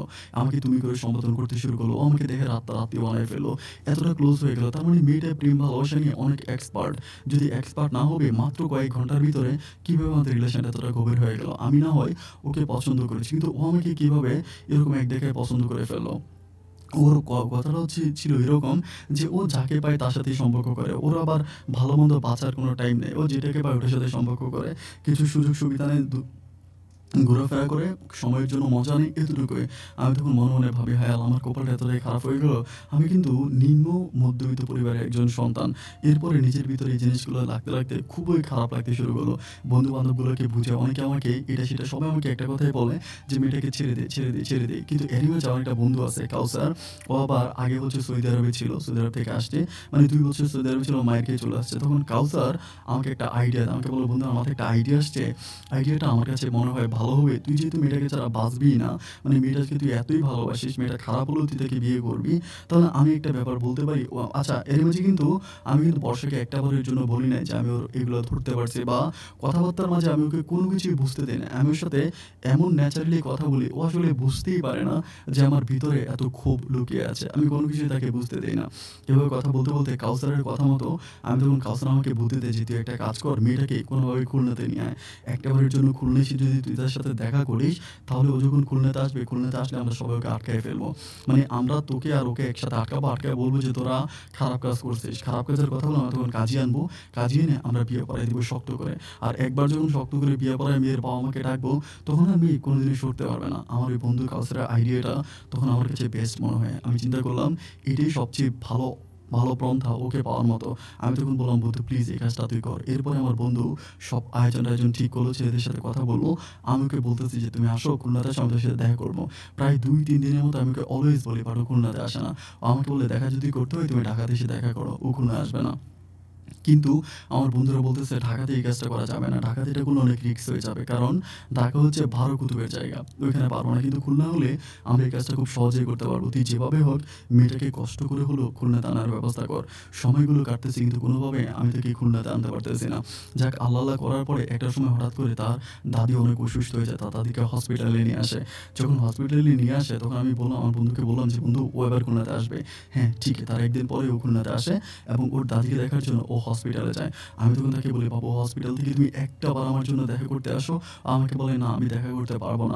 আমি বললাম, "এরকম কথা কেন বলতেছো?" আমাকে বলে, "আমরা তো ফোনেই কথা বলতেছি না। আর দেখা করতে হয় তুমি হসপিটালে এসে আমার সাথে দেখা করো। আমি তো হসপিটালে আছি।" আমি বললাম, "না, আমি হসপিটালে কেন দেখা করব? আমরা হসপিটালের একটু বাইরে দেখা করি।" ও আমাকে বলে, "না, আমি হসপিটালের বাইরে দেখা করতে পারবো না।" তো যখন এভাবে বলে প্রায় দেখতে, দেখতে বিকাল হয়ে যায়। প্রায় ২টা ২:৩০টার মতো বাজে। আমি তখন তাকে বললাম, "তুমি আমার সাথে দেখা করবে না? আমাকে বলো।" ও আমাকে বলে, "শোনো, দেখা করতে পারবো।" আমি বললাম, "কোথায়?" ও আমাকে বলে যে, "রেল স্টেশনে।" আমাদের এই রেল স্টেশনটা কিন্তু আমেরিকার হোয়াইট হাউসের মতো। যারা খুলনার রেল স্টেশন দেখেছেন তারা বুঝবেন যে অনেক সুন্দর একটা মানে রেল স্টেশন। ও আমাকে বলে, "আমি রেল স্টেশনে আসবো, তুমি ওখানে আসো।" আমি বললাম যে, "কিভাবে রেল স্টেশন?" ও বলে, "আমি ঢাকায় যাবো।" আমি বললাম, "একা যাবা?" ও বলে, "হ্যাঁ, আমি একাই যাবো, বাবা থাকবে।" আমি তখন বললাম যে, "বাহ! মুখ্য একটা সুযোগ পেয়ে গেলাম।" ও আমাকে বলে, "তুমি চাইলে একটা কাজ করতে পারো, আমার সাথে ঢাকাতে যেতেও পারো। একই সাথে ট্রেনে করে ঢাকাতে গেলাম। এরপর তুমি পরের জন্য অন্য ট্রেনে চলে আসবা। আমার যাইতে অনেক বোরিং লাগবে, তুমি থাকলে আমার ভালো লাগবে।" মানে ওই যে আমি বললাম না, ওর রিলেশন হচ্ছে এরকমই, যাকে পাইছে তাকেই ব্যবহার করতেছে। ওকে আমাকে পাবে, ২-৩ ঘন্টা আমার সাথে ট্রেনের মধ্যে বসে মজা মাস্তি নিবে। এরপরে ও ঠিকমতো বাসায় চলে যাবে।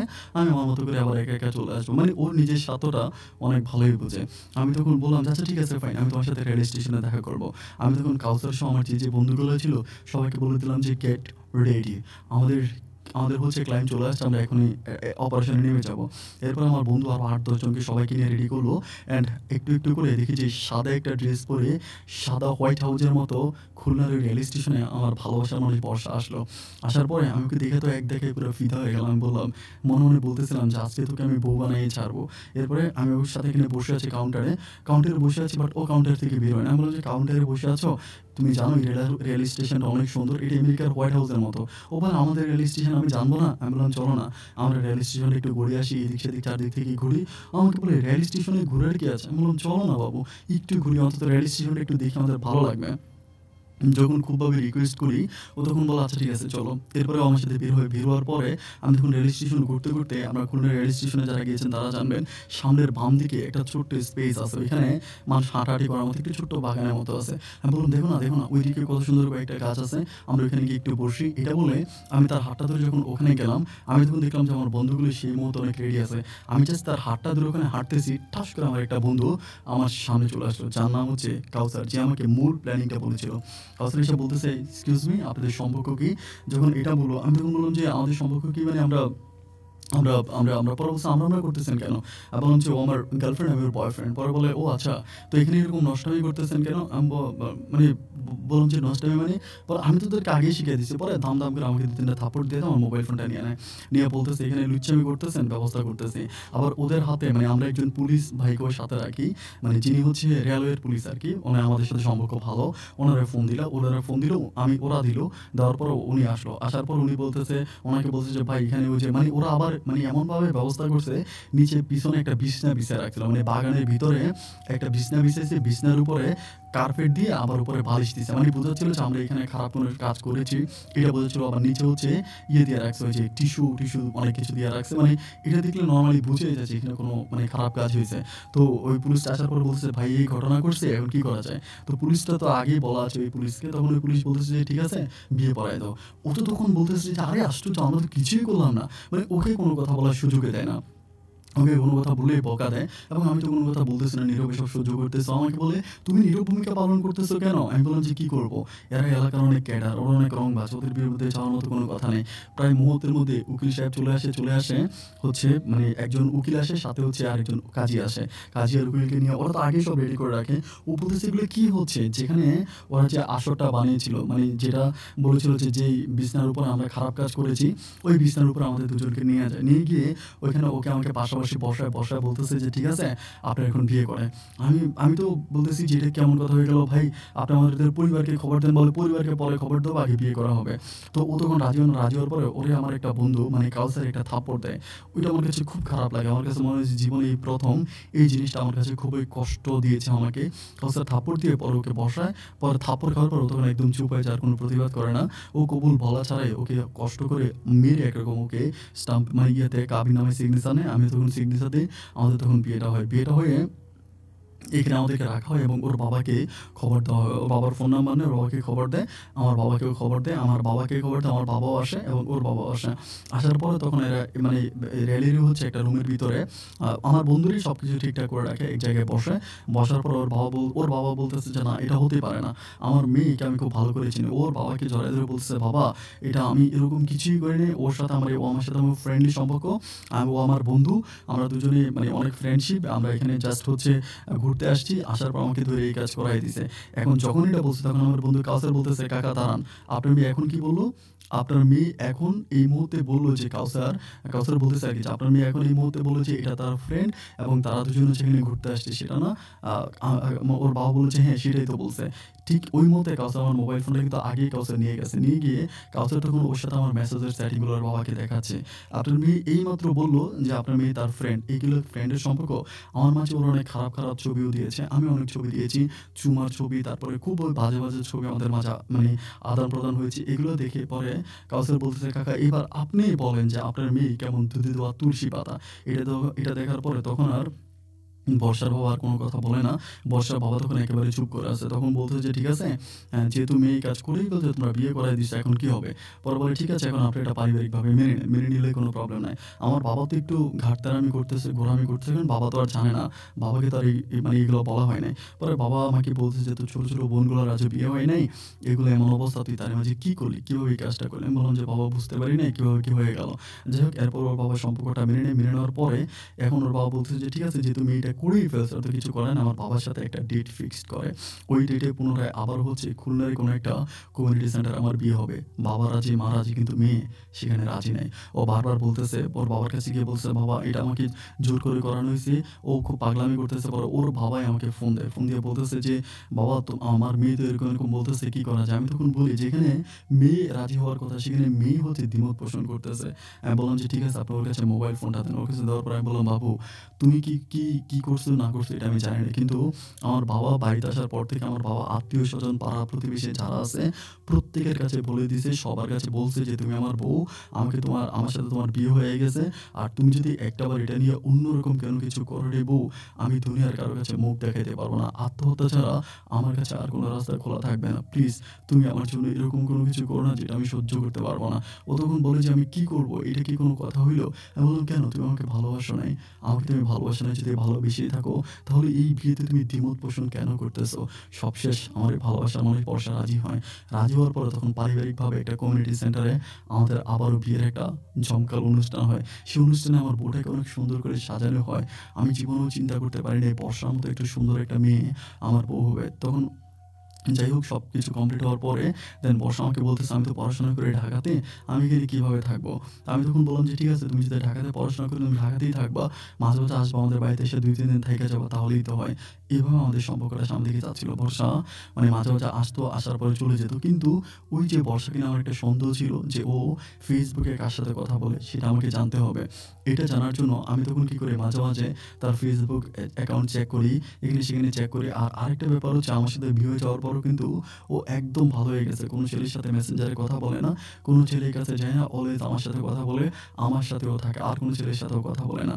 এভাবে সময়গুলো সামনের দিকে যেতে, যেতে প্রায় আমরা ১ বছরের মতো সংসার করি। আমাদের মাঝে অনেকবার শারীরিক সম্পর্ক হয়, স্বামী-স্ত্রীর সম্পর্ক হয়, কিন্তু আমরা কোনো সন্তানাদি নেই না। ওর কথা হচ্ছে ও পড়াশোনা শেষ করবে, আমি পড়াশোনা শেষ করব, তারপরে আমরা বাচ্চা-কাচ্চা নিব। ওই প্ল্যানিংয়ে চলতেছিল। আমি ওর মোবাইলটা অলওয়েজ চেক করি। আমাদের বাসায় আসলেই মোবাইল ফোনটা চেক করি। বাট আমি মোবাইল ফোনের ভিতরে কখনোই কোনো কিছু পাই না। সবকিছুই ঠিকঠাক থাকে। কিন্তু ১ বছর পরে আমি ওর ভিতরে একটা ভিন্ন রকম পরিবর্তন দেখতে পাই। পরিবর্তনটা ছিল এরকম যে ও আমার সাথে খুব একটা কথা বলতে চাইতো না। আমি কল দিলে কেটে দিত, নিজেকে বিভিন্ন কাজে ব্যস্ত রাখতো এবং পড়াশোনা এটা সেটা বলে আমাকে বারবার ঘুরাইতো। আমি তখন বুঝতাম না যে কিভাবে, কি ব্যাপার আমাকে এভাবে ঘুরায় কেন? আমি যখন এই ব্যাপারটা নিয়ে আমার কিছু বন্ধু-বান্ধবের সাথে আলোচনা করি তখন সবাই আমাকে বলতেছে, "আরে বোকা, তুই থাকিস খুলনাতে, মেয়ে থাকে ঢাকাতে, তোর বউ।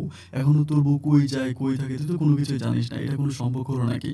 তুই যদি তাকে তোর সাথে রাখতে হয় তাহলে তোরা দুজনে একসাথেই থাকবে।" ওই সময় কিন্তু আমি ইন্টারমিডিয়েট পরীক্ষা দিয়ে ফেলছি। ইন্টারমিডিয়েট ফাইনাল পরীক্ষা দিছি, কিন্তু অনার্সে ভর্তি হই নাই। পরে সবাই যখন আমাকে এভাবে বলে আমি তখন চিন্তা করলাম যে হ্যাঁ, কথা তো ঠিক আছে। ও যেহেতু খুলনা মানে ঢাকাতে থাকে, ও কোথায় যে কি করে এগুলো তো আর আমি জানি না খুলনাতে বসে। আমি তখন কি করলাম? আমি তখন আমার ঢাকাতে চলে গেলাম। মানে ওদের বাসায় চলে গেলাম। পরে আমি ওদের বাসায় থাকতেছি, ও আমাকে বলতেছে, "এটা কেমন কথা হইলো? তুমি আমাকে বিয়ে করে আমাকে তুমি নিয়ে যাবা, আর উল্টে তুমি আমাদের বাসায় চলে আসছো।" আমি বললাম, "হ্যাঁ, ঠিক আছে, আমি তোমাকে নিয়ে যাবো। তুমি আমার সাথে চলো। আমরা একসাথেই থাকবো। খুলনাতেই থাকবো। প্রবলেম তো নাই। প্রবলেম কোথায়? চলো।" আমাকে বলে যে, "এটা কেমন কথা বলতেছো? আমি কেন চলে যাবো? আমার তো এখানেই থাকতে হবে। আমি এখানে না থাকলে কিভাবে হবে? আমার বাবা-মা, আমার পড়াশোনা।" আমি বললাম, "হ্যাঁ, তো তোমার বাবা-মা পড়াশোনা আমি তো ১ বছর পর্যন্ত এভাবে রাখছিলাম না। কিন্তু আমি দেখলাম যে না, তুমি দিনে খারাপ হয়ে যাচ্ছ। তুমি আমার সাথে কথা বলো না, এসএমএস করলে রিপ্লাই করো না, ফোনে কার সাথে কথা বলো, অলওয়েজ ব্যস্ত পাই। এজন্যই তো আমি" ও আমাকে বলে, "তুমি আমাকে এত সন্দেহ করো কেন?" আমি বললাম, "সন্দেহের কথা তো না। তুমি এগুলো করতেছো না?" ও বলে, "আচ্ছা ঠিক আছে, ফাইন। আমাদের বাসায় ঘর জামাই থাকবা?" আমি বললাম, "যদি তুমি সেটা মনে করো তো সেটাই।" এরপরে আমি ওদের বাসায় থাকতে শুরু করি। তো থাকতেছে, বাট ওর সময়গুলো এভাবে কাটতেছে যে কোনোভাবে মানে আমি ওর কাছেই পাচ্ছি না। ও কলেজ, প্রাইভেট কোচিং, রাতের বেলায় ওর শরীরে আমাকে হাত দিতে দেয় না। ও বলে, "আমি ঘুমাবো, আমার শরীর খারাপ লাগতেছে।" এরকম করে ১ সপ্তাহের মতো কেটে যায়। ১ সপ্তাহ পরে আমার মনের ভিতরে প্রচণ্ড রকমের সন্দেহ লাগে যে ও কিছু না কিছু একটা করে। তা না হলে একটা মেয়ে কিভাবে নিজেকে এভাবে কন্ট্রোল করে রাখে, সাথে স্বামী থাকার পরেও। এরপরে আমি ওকে ইনকোয়ারি করতে থাকি। ও যেখানে পড়াশোনা করে ওখানে যাই আমি। ও তখন কলেজে পড়তো। তো কলেজে পড়তাম, আমি কলেজে যাইতে ওখানে মানে কিছু মানে পোলাপানির সাথে, আমি যেহেতু খুলনাতে খুব নামী একজন মানে ফুটবলার ছিলাম, ওই হিসেবে ঢাকাতেও আমার কিছু ফ্রেন্ড সার্কেল আছে। তাদের মাধ্যমে ওর কলেজের কিছু ছেলের সাথে পরিচয় হয়। ছেলের সাথে পরিচয় হওয়ার পরে জানতে পারি ওই কলেজের ওই হচ্ছে ১ নাম্বারের সবচেয়ে খারাপ মেয়ে। কারণ ও ওর কলেজেরই হচ্ছে একজন শিক্ষক আছে, যিনি হচ্ছে অনেক নামি-দামি একজন শিক্ষক। ওই শিক্ষক বিয়ে করে নাই, ওনার সাথে ওই সম্পর্ক আছে। মানে সম্পর্ক আছে, মানে শুধু সম্পর্ক না, শারীরিক সম্পর্ক হয়। এটাও অনেকের কাছে প্রমাণ আছে, তারা প্রমাণ সহ আমাকে দেখায়। এগুলো দেখার পরে আমি তখন নিজেকে ধরে রাখতে পারি না। আমি তখন চিন্তা করি যে না, এখানে আমার কিছু একটা করতে হবে। আমি তখন তাকে বলি যে, "তোমার পড়াশোনা বন্ধ।" ও আমাকে বলে, "কেন?" আমি বললাম যে, "না, তুমি আমার বউ হইছো, তুমি পড়াশোনা করতে পারো না।" ও আমাকে বলে, "না, আমার পড়াশোনা আমি বন্ধ করতে পারবো না।" আমি বললাম যে, "কেন পারবা না? কলেজে গেলে তোমার ওই টিচারের নামটা আমি নাই বলি। ওই টিচারের সাথে, ওই টিচারটা কিন্তু অনেক নামি-দামি একজন টিচার ছিল। উনি ফেসবুকে অনেক অ্যাক্টিভ এবং উনি ইউটিউবে অনেক কিছু টিচিং দেয়। মানে অনেক শিক্ষণীয় ব্যাপার, উনি ওরকম ইউটিউবার, নামকরা একজন ইউটিউবার। তো পরে আমি বললাম যে, "তুমি" পরে বলে যে, "না, এটা তুমি ভুল বলতেছো।" আমি বললাম যে, "না, আমি ভুল বলতেছি না। আমার কাছে প্রমাণ আছে।" আমি তখন তাকে এই প্রমাণগুলো দেখাই। দেখানোর পর ও আমাকে বলে, "ওহ মাই গড! এগুলো কোথায় পেয়েছো?" আমি বললাম, "কোথায় পাইছি? তুমি আমাকে তো চিনো না। তুমি যদি চলো ঢালে, আমি চলি পাতায়। আর তুমি যদি পাতায় চলো বউ, আমি চলি শিরায়।" ও আমাকে বলে, "জামাই, তুমি যদি শিরায় চলো, আমি চলি হাওয়ায়।" আমি বলি, "হ্যাঁ, সেটাই আমি বুঝতে পারছি। আপনি যে হাওয়ায় চলেন সেটা বুঝতে পারার পরেই আমি আপনাকে ধরতে আসছি। আপনি প্লিজ মেহেরবানি করে এখানে এখানে থাকতে হবে না, আপনি আমার সাথে চলেন। আমি যখন জোরাজুরি করতে থাকি ওর বাবা তখন বলল যে, "ঠিক আছে একটা কাজ করো, আবার তুমি এখন যাও, যাওয়ার পরে আমি ব্যাপারটা নিয়ে দেখতেছি। তোমার সাথে ফোনে কথা বলব।" এরপরে ওদের বাসায় হচ্ছে ওর একটা মানে খালাতো বোন থাকে, দূর সম্পর্কের খালাতো বোন। ওই খালাতো বোন ওদের বাসা থেকে পড়াশোনা করে। ওই মেয়েটা কিন্তু অনেক ভালো। মানে আমি তখন মেয়েটার কাছে অনেক দুঃখ-সুখগুলো শেয়ার করি যে, "দেখো বোন" মানে অতীত থেকে শুরু করে আমি তাকে সব কথাগুলো বলি। মেয়েটা আমাকে অনেক মানে ওর চেয়েও বয়সে একটু ছোট কিন্তু অনেক ভালো। আমাকে খুবভাবে বুঝায়। আমি তখন ওই মেয়েটার ফোন নাম্বারও নিয়ে আসি যে, "তুমি তোমার ফোন নাম্বারটাও দিয়ে দাও। আমি কি হয় না হয় তোমার কাছ থেকে ইনফরমেশন নিবো।" যখন আমি ইয়েতে চলে আসি খুলনাতে চলে আসি। খুলনাতে চলে আসার পরে আমি দেখতেছি যে না, মানে ওর বাবা-মা কোনো রকমের মানে মেয়েকে তো আমার কাছে পাঠাবে বা কিছু, ও কিছুই করতেছে না। ফোন দিলে বলতেছে যে, "আচ্ছা ঠিক আছে আমরা দেখতেছি" এটা সেটা। কিন্তু মধ্যে দিয়ে ও ওর মতো করে বেশ্যামিপনাগুলো করেই যাচ্ছে। ওই টিচারের সাথে কখনো স্টুডেন্টদের সাথে এখানে সেখানেও খারাপ কাজ করেই যাচ্ছে। আমার কাছে প্রতিদিন ওর নামে হাজার, হাজার কমপ্লেইন আসে। যেহেতু অনেক ছেলের সাথে আমি ওকে পরিচয় করায় দিছি, অনেক ছেলের ফোন নাম্বার আমি নিয়ে আসছি। পরিশেষে দেখলাম যে না, এভাবে আর হবে না। আমি তখন পুনরায় আবারও রাগ করে আবারও আসি হচ্ছে খুলনাতে। খুলনাতে আসার পরে আমি আবারও ঢাকাতে আসি। ঢাকাতে আসার পরে আমি বললাম যে, "আমি ওকে নিয়ে যাবো।" একদিন আমি ওর ব্যাগপত্র সবকিছু নিয়ে টানাটানি করতেছি। ওর বাবা বলতেছে, "আচ্ছা ঠিক আছে ২ দিনের ভিতরে আমি ওকে পাঠিয়ে দিব। তুমি যাও। ২ দিনের ভিতরে তুমি ওকে পেয়ে যাবা।" আমি বললাম যে, "না, এটাও আমি আজকে ওকে নিয়ে যাবো। কারণ আমার বউকে আমি এখানে রাখবো না।" ওর বাবা বলতেছে, "২ দিনের ভিতরে ও তোমার বাড়িতে যাবে। যদি না যায় তুমি আমাকে ফোন দিও।" কিন্তু ২ দিনের পরে আমার বাড়িতে আমার বউ বর্ষা আসলো না। ২ দিন পরে আমার বাড়িতে আসলো আমার বউ বর্ষার একটা ডিভোর্স লেটার।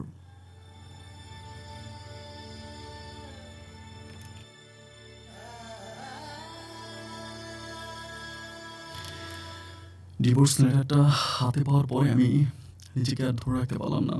অজস্র কান্না করতে শুরু করলাম যে এত যুদ্ধ, এত ত্যাগ, এত তিতিক্ষা, এত ভালোবাসা, এত কিছু করলাম অথচ আমার ভালোবাসার মানুষটি এভাবে আমাকে ছেড়ে চলে যাবে। সহ্য করতে পারলাম না। আমি তখন নিজেকে সম্পূর্ণ এলোমেলো করে ফেললাম। আমি তখন ড্রিংকস করতে শুরু করলাম, খারাপ রাস্তায় হাঁটতে শুরু করলাম। আর ওর যে একটা বোন ছিল, খালাতো বোন, ওই খালাতো বোন মেয়েটা আমাকে খুবভাবে বোঝাচ্ছিল, "ভাইয়া জানেন, ওর বাবা যেরকম ওর মা একই রকম। ওদের খুব খারাপ একটা চরিত্র। ওর মাও ফিজিক্যাল সম্পর্ক করে ও অন্য একটা লোকের সাথে। ওটাও আমি জানি। ওই লোকও মাঝে, মাঝে আমাদের বাসায় আসে। আসার পরে এটা ওর বাবা অফিসে থাকে, বাইরে থেকে ওর বাবা দেখে না। মানে মায়েরটা মেয়ে জানে, মেয়েটা মা জানে। ওরা কেউ কোনো রকম প্রতিবাদ করে না। আপনি এমন একটা পরিবারে পড়ে গেছেন।" আমি বললাম যে, "তুমি কেন এমন একটা পরিবারে থাকো?" মেয়েটা অনেক ছোট দেখে তুমি করে বললে। বলে, "কি করব? ওই পরিবারে আমি থাকতেছি। কিছু তো করার নাই। কারণ আমার বাবা-মা তো আমাকে ওখান থেকে টাকা-পয়সা দিয়ে পড়াশোনা করাইতে পারবে না। এজন্য ঢাকাতে মেস রাখতে পারো না। আমার বাবা-মা একটু গরিব আরকি, ধনী না। এজন্য ওদের বাসা থেকে পড়াশোনা করতেছি।" তো আমি তখন বললাম যে, "ঠিক আছে।" তো মেয়েটার কাছ থেকে আমি অলওয়েজ তার খোঁজ খবর নিতাম। মানে মেয়েটার নাম ছিল রোজিনা। খোঁজখবর নিতাম। আমাকে বলতো কোথায় আছি, কি করি, এটা সেটা অনেক কিছু বলতো। বলার পরে তো অনেক কথাবার্তা প্রায় আরো ৬ মাসের মতো এরই মাঝে আবার কিন্তু বর্ষা কিন্তু আর বিয়ে বসে নাই। বর্ষার মতো করে এভাবে চলতেছে। প্রায় ৬ মাস কেটে গেল। ৬ মাস পরে আমি তখন মানে বাবা-মা তখন আমাকে সিদ্ধান্ত নিয়েছে তারা আমাকে পুনরায় বিয়ে করাবে। এখানে সেখানে আমার জন্য মেয়ে দেখতেছে, আমাকে বিয়ে করাবে। এটা সেটা দেখতেছে। তো দেখতে, দেখতে আমি কিন্তু ওই রুজিনা মেয়েটা মানে বর্ষার খালাতো বোনের সাথে কথা বলতে, বলতে মেয়েটার সাথে কিন্তু আমার একটা ভালো লাগা কাজ করে। কারণ আমি বিপদের দিনে এই মেয়েটার অনেক সাপোর্ট পেয়েছিলাম। মানে সে আমাকে অনেকভাবে হেল্প করেছিল।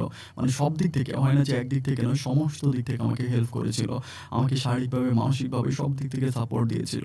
তো এরপরে পরে আমি যখন বিয়ে-শাদির জন্য মেয়ে দেখতেছি, আমার বাবা-মা যখন মেয়ে দেখতেছে, আমি তখন ওকে বললাম যে, "আমার বাবা-মা তো আমার জন্য বিয়ের জন্য মেয়ে দেখতেছে, আমি বিয়ে করে ফেলবো।" তো সেদিন আমাকে বলতেছিল যে, "আপনার মতো একটা ছেলেকে যে পাবে তার কপালটা অনেক লাকি। আমি দোয়া করি যেন খুব ভালো একটা বউ আপনার ভাগ্যে জোটে।" আমি বললাম, "কেন?" আমাকে বলে যে, "কারণ হচ্ছে আপনি দেখতে অনেক স্মার্ট, অনেক সুন্দর।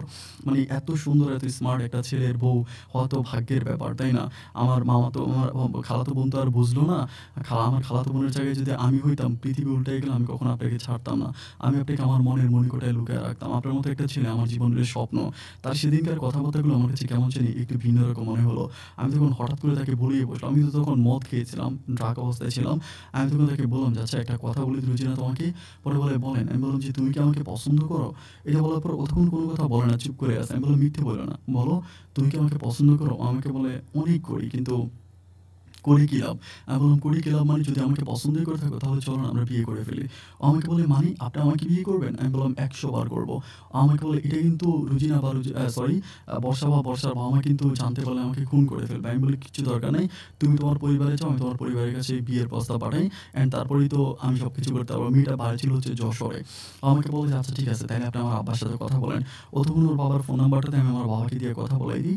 বাবা কিন্তু প্রথমত রাজি হয় না। বলে যে, "এরকম, এরকম।" আমি তারপর বাবাকে খুব বুঝে বাবা রাজি হয়। রাজি হওয়ার পরে বাবা কথা বলে, তখন হচ্ছে রুজিনার বাবা রাজি হয়। রাজি হওয়ার পরে তখন রুজিনার বাবা বলে, ঠিক আছে আমরা ঘরদুয়ার দেখতে আসবো। আমাদের ঘরদুয়ার কিন্তু মাশাআল্লাহ অনেক পরিপাটি ছিল। আমাদের ঘরদুয়ার দেখতে আসার পর আমাকে পছন্দ করে, আমাকেও পছন্দ করে। অ্যান্ড পছন্দ হওয়ার পর উনি তখন পারিবারিকভাবে আমাদের বিয়েটা ঠিক করে। এটা কিন্তু সম্পূর্ণ পারিবারিকভাবেই হচ্ছে।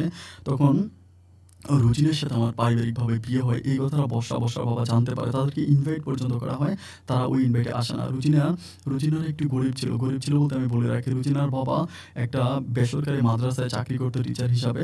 মানে খুবই গরিব ছিল, এবং রুজিনার হচ্ছে আরও ২ টা বোন আর ২ টা ভাই আছে। ওরা টোটাল ৫ ভাই-বোন। তো এইজন্য মানে রুজিনার বাবার অত কিছু খোঁজে নাই। যেহেতু একটা ছেলে পাইছে বা মোটামুটি ভালো দেখছে, ওখানে বিয়ে দিয়ে দিছে। পারিবারিক অবস্থা ভালো ছিল না। ও রুজিনার বাবা কিন্তু জানতো ওই বর্ষার ব্যাপারে। আমার বাবা খুবভাবে বুঝিয়ে বলছে যে বর্ষা মেয়েটার এরকম প্রবলেমগুলো সব কিছু জানতে পারছে, এবং রুজিনার বাবাও বলে যে বর্ষা খারাপ। রুজিনার বাবা আগেও বলেছে আমার মেয়েটাকে আমি বর্ষাদের বাসায় পাঠানোর আগে বারবার বলেছি যেন কোনোভাবে বর্ষার চরিত্রের মতো না হয়, বর্ষার সাথে কথা না বলে। আমি ওইখানে রুজিনার বাবার সাথে কথা বলে আরেকটা ব্যাপার জানতে পারি, যেটা শুনলে সবাই তাজ্জব হয়ে যাবেন। যে এটা জানতে পারি ক্লাস 8-এ থাকতে নাকি বর্ষার একটা বিয়ে হয়েছিল। এটা আমি কিন্তু জানতাম না। এটা রুজিনার বাবার মুখে জানতে পারি যে বর্ষার একটা বিয়ে হয়েছিল ক্লাস 8-এ থাকতে, এবং এটাও প্রেম রিলেশনের বিয়ে। বর্ষা বাড়ি থেকে পালাই গিয়ে বিয়ে করছিল। তো যাই হোক, এটা নিয়ে আমি সামনের দিকে আর যেতে চাই না। এরপরে রুজিনাকে নিয়ে সংসার করতেছি। দিন আর রাতগুলো আমার ভালোই কাটতেছে। এরই মাঝে আবার শুনি যে বর্ষা নাকি ওর যে ওই টিচার ছিল, যে টিচারের সাথে ওর প্রেম ছিল, ওই টিচারকে নাকি ও বিয়ে করছে। পারিবারিকভাবে ওদের বিয়ে হইছে। তো যাই হোক, ওর কার সাথে বিয়ে হইছে, কোন জায়গায় বিয়ে হইছে, এইগুলো আমার দেখার দরকার নাই। আমি আমার মতো করে আমার বউকে নিয়ে খুব ভালোই আছি। আমার দিনগুলো খুব ভালোই কাটতেছে। এরই মাঝে রুচিনা কিন্তু অনেক প্রবলেম করে বর্ষাদের ওখান থেকে বের হইছে। মানে বর্ষা কিন্তু অনেকভাবে গালাগালি করে রুচিনাকে। এখনো ফোন করে অলওয়েজ গালাগালি করে যে, "তুই এত বড় বেয়াদব, তুই এটা কিভাবে করলি?" মানে অনেকভাবে বর্ষাকে মানে রুচিনাকে গালাগালি করে হচ্ছে বর্ষা ফোন করে।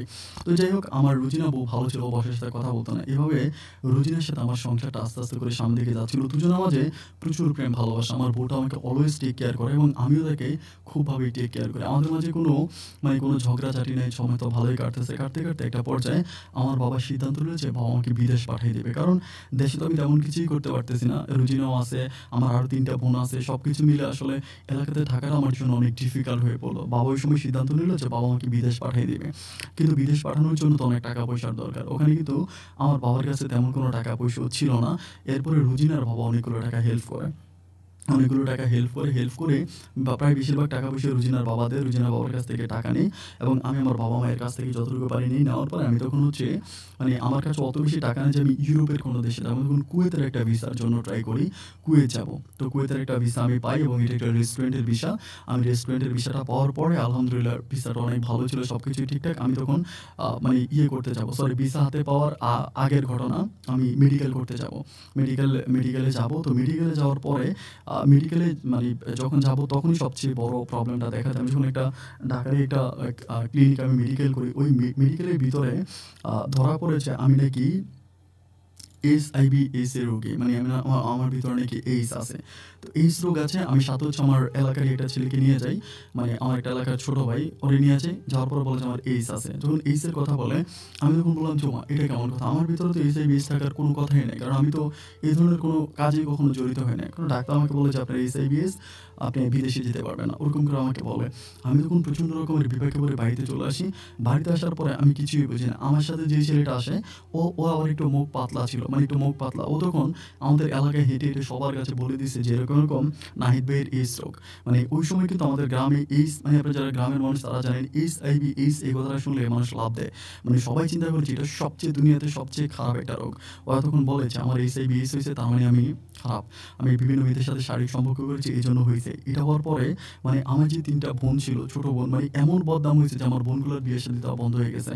মানে আমার বোনগুলোর পর্যন্ত বদনাম। রাস্তাঘাটে হাঁটলে আমার বোনকে বলে যে তোর ভাইয়ের এই স্ট্রোক আছে। মানে এমন অবস্থা হয়েছে যে আমি যে ছেলেটাকে সাথে করে নিয়ে গেছিলাম, ও এমন একটা মুখ পাতলা ছিল যে এলাকার কোনো মানুষ মরলে মাইকিং করার দরকার নেই। ওর মুখে বলে দিলেই ১ ঘন্টার ভিতরে পুরো এলাকা জানাজানি হয়ে যাবে।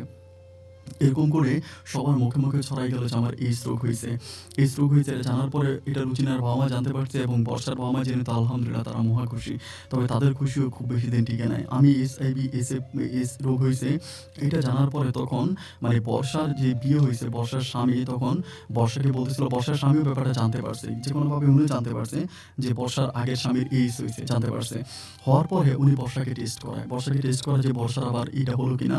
টেস্ট করানোর পরে বর্ষার কোনো কিছু ধরা ধরা খায় না, কিন্তু ওনাকে কে বলে দেয়। মানে অনেক মানুষের নিজেদের শিক্ষিত মানুষ জানতে পারে এইচআইভি/এইডস রোগটা এমন একটা রোগ, এটা ১০ বছর পরেও শরীরে দেখা যায়। মানে আপনার ভিতরে যে এইডস এর সংক্রমণ আছে, এটা হয়তো আপনি এখন বুঝবেন না। হয়তো ১০ বছর পরও আপনি এটা ধরা খাবে। কিন্তু আপনার ভিতরে এই রোগটা আছে। এটা কোনো পরীক্ষায় উঠবে না। এটা উনি জানতে পারে, যেহেতু উনি শিক্ষিত মানুষ। জানতে পারার পরেই উনি তখন বর্ষার সাথে অলওয়েজ ঝগড়া করতে থাকে। ঝগড়া করতে এমন এক পর্যায়ে চলে যায় যে উনি বর্ষাকে ছেড়েই দেয়। মানে যেহেতু এইচআইভি/এইডস আমার আছে, তার মানে বর্ষার মাঝেও আছে, শারীরিক সম্পর্ক হয় না। রাগারাগি করতে উনি বর্ষাকে ছেড়ে দেয়। ছেড়ে দেয় শুধুমাত্র আমার এই প্রবলেমের কারণে। যেহেতু ১ম এ বর্ষার বাবা খুব খুশি হয়েছিল এবং সর্বশেষ আল্লাহ নিজের হাতে বিচারও করে দিল। কিন্তু সমস্যা হচ্ছে রুজিনাকে নিয়ে। রুজিনার বাবা-মা বলে যে, "তুই চলে আয়, এরকম জামাইয়ের সাথে কীভাবে থাকবি?" কিন্তু রুজিনা আর যাইতে রাজি নাই। রুজিনা আর যাবে না। পরিশেষে আমি কী করি, তখন আমাদের এলাকাতে এমন একটা সমস্যা, আমার বাবা বলতেছে, "আমার তো বিদেশ বন্ধ হয়ে গেল। কুয়েতে যে টাকা দিছিলাম টাকাও মাইর, আমি আর টাকাও পাইলাম না, ভিসাও শেষ হয়ে গেল।" পরিশেষে বাবা বলতেছে যে, "তুই কোনোভাবে বৌমাকে নিয়ে শহরে চলে যা। কারণ এই গ্রামে থাকলে আমি গ্রামে কারো কাছে মুখ দেখাইতে পারব না। তুই যদি না থাকিস তাহলে আর কোনো প্রবলেম নাই। এটা কেউ আর অতটা কথা বলবে না। এটার একটা সমাধান হয়ে যাবে।" বাবা তখন আমাকে কিছু টাকা-পয়সা দিয়ে আমার বউ রুজিনাকে নিয়ে আমি তখন ঢাকাতে পাঠায় দেয়। আমরা তখন ঢাকাতে কোনো কাজ-বাজ করি না। কিছু বন্ধু-বান্ধব আছে, ওদের সাহায্য সহযোগিতায় আমি তখন ঢাকাতে একটা হচ্ছে মেস, মানে একটা রুম ভাড়া করি। একটা ছোটখাটো রুম ভাড়া করে আমি আর রুজিনা তখন ওই রুমে থাকতেছি। তো শারীরিক অবস্থা, পারিবারিক অবস্থা এতটাই খারাপ যে চলার মতো কোনো টাকা নাই। মানে আমার হাতে কোনো রকম টাকা নাই। টাকা-পয়সা নাই যে আমি কোনো রকম টাকা-পয়সা নাই। প্রচণ্ড রকমের অভাবে পড়ে যাই। দিন আর রাতগুলো এভাবে কাটতে আমি তখন বাবার কাছ থেকে কিছু টাকা আনি, বন্ধু-বান্ধবের কাছ থেকে টাকা নেই। তো সময়গুলো খুব খারাপ কাটতেছিল। এভাবে সময়গুলো কাটতে একটা সময় হচ্ছে মানে রুজিনা বাচ্চা কনসেপ্ট করে। তো রুজিনা বাচ্চা কনসেপ্ট করে, কিন্তু বাচ্চা কনসেপ্ট করার পরেও আমাদের মনে তো কোনো শান্তি নেই। কারণ দুনিয়াতে যে বাচ্চাটা আসবে সেটা তো এইডস-এরই একটা রোগী। মানে এইডস-এর বাচ্চাই হবে, যেহেতু আমার এইচআইভি/এইডস। তো যাই হোক, এভাবে দিন আর রাতগুলো কাটতেছে। বাবা টাকা-পয়সা দিচ্ছে, আমি টুকিটাকি কাজ করতেছি। এইডস রোগটা এমন একটা রোগ, এটা কিন্তু শরীরে ধরা খাওয়ার পরে সাথে কাজ করে না। অনেক পরে কাজ করবে। তো আমি সুস্থ সবল মানুষ, আমি কাজ করতেছি, আমার ভিতরে কোনো প্রবলেম নাই। কিন্তু উনি আমাকে বলে যে আমার নাকি এইডস রোগ। যাই হোক, এরপরেও কাজ করতেছি। এভাবে যেতে একটা সময় আমার রুজিনা একটা হচ্ছে কন্যা সন্তানের জনক হয়। একটা কন্যা সন্তান আসে ওর পেটে। মানে জনক হয়ে বলতে আমরা ডাক্তারের কাছে নিয়ে যাই। ডাক্তারের কাছে নিয়ে যাওয়ার পর ডাক্তার বলে কন্যা সন্তান। এরপরে আমার মা আসে খুলনা থেকে, এসে আমাদের সাথে থাকে। থাকার পর আস্তে ওর একটা কন্যা সন্তান দুনিয়াতে আসে, আমার একটা মেয়ে সন্তান হয়। তো মেয়ে সন্তানটা হওয়ার পর আমার মা প্রায় মেয়েটা হওয়ার ১ মাস পর্যন্ত মা ছিল সাথেই। থাকার পরে মা তখন আবার পুনরায় চলে যায়। তখন আমি আমার বউকে নিয়ে থাকতেছি। মা কিছু টাকা-পয়সা দিয়ে যায়, এটা দিয়ে। তো ঢাকা শহরে একটা পরিবার চলতে হলে তো জানেন কত বেশি টাকা-পয়সার দরকার। আমি কোনো টাকা-পয়সা ওর কাছ থেকে ওভাবে পাই না। মানে কোনো রকমের টাকা-পয়সা মানে কোনো দিক থেকে পাই না। আর আমি কাজ-কাম করলেও যে পরিমাণ টাকা পাই, আমি কোনো হার্ড কোনো কাজ করতে পারি না। আমি তখন ওই মাঝে, মাঝে ফুটবল খেলি। তারপরে এটা সেটা মানে টুকিটাকি কাজ করি। ওরকম কোনো ভালো কাজ আমি করি না। তো সময়গুলো কাটতে পারিবারিক অবস্থা একটা সময় খুব খারাপ হয়ে যায়। আমি তখন আস্তে করে একটু অসুস্থ হতে থাকি। আমি জানি না, আমার জ্বর হইলে আর ভালো হয় না। মানে জ্বর বা সর্দি হইলে এগুলো ভালো হইতে চায় না। লং টাইম ধরে থেকে যায়। মানে এটাই নাকি করোনার এইডস এর সবচেয়ে মানে ধরা রোগ আরকি। তো এভাবে হতে আমি সবসময় দেখি যে আমার বউ মানে কেমন জানি, মানে ওর জীবনটা তো একরকম শেষ। ও তো আর কোনোভাবেই হচ্ছে লাইফে অন্য কাউকে জড়াইতে পারবে না, যেহেতু আমার সাথে জড়াই গেছে। আমার মৃত্যু আর তার মৃত্যু একসাথেই হবে। তো আমার ওর মুখের দিকে তাকায় অনেক মায়া লাগে। মেয়েটা না খেয়ে থাকে, ক্ষুধার জ্বালায় যন্ত্রণা পায়। আমি তাকে কতবার বলি যে, "তুমি চলে যাও তোমার বাবা-মায়ের কাছে।" ও বলে, "আমি বাবা-মায়ের কাছে গিয়ে কি করব? তুমি এইডস রোগী, আমার কি আর কি হবে?" মানে আমার কাছে তখন মনে হয়েছে আমি ওকে আর পাঠাইতে পারি না।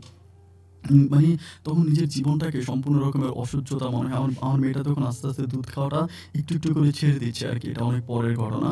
একটু করে ছেড়ে দিচ্ছি। এমন অবস্থায় একদিন রাতে আমি কিছু লোক, আমার এলাকার কিছু লোক আছে। ওই এলাকার লোক বলতে ওই এলাকায় যেখানে ভাড়া থাকতাম, ওখানে ওই লোকগুলোর মারফত আমি জানতে পারি যে আমার বউ নাকি মাঝে এখানে সেখানে বিভিন্ন জায়গায় যায়। মানে খারাপ কাজে যায় আরকি আমার বউ রুজিন। আমি এটা জানতে পারি। তো পারার পরে আমি একদিন কি করি, আমার বউকে আমি কথাটা জিজ্ঞেস করি যে মানে আমি তো তখন আর কোনো কাজবাজই করতাম না। কমপ্লিটলি বাসায় থাকতাম।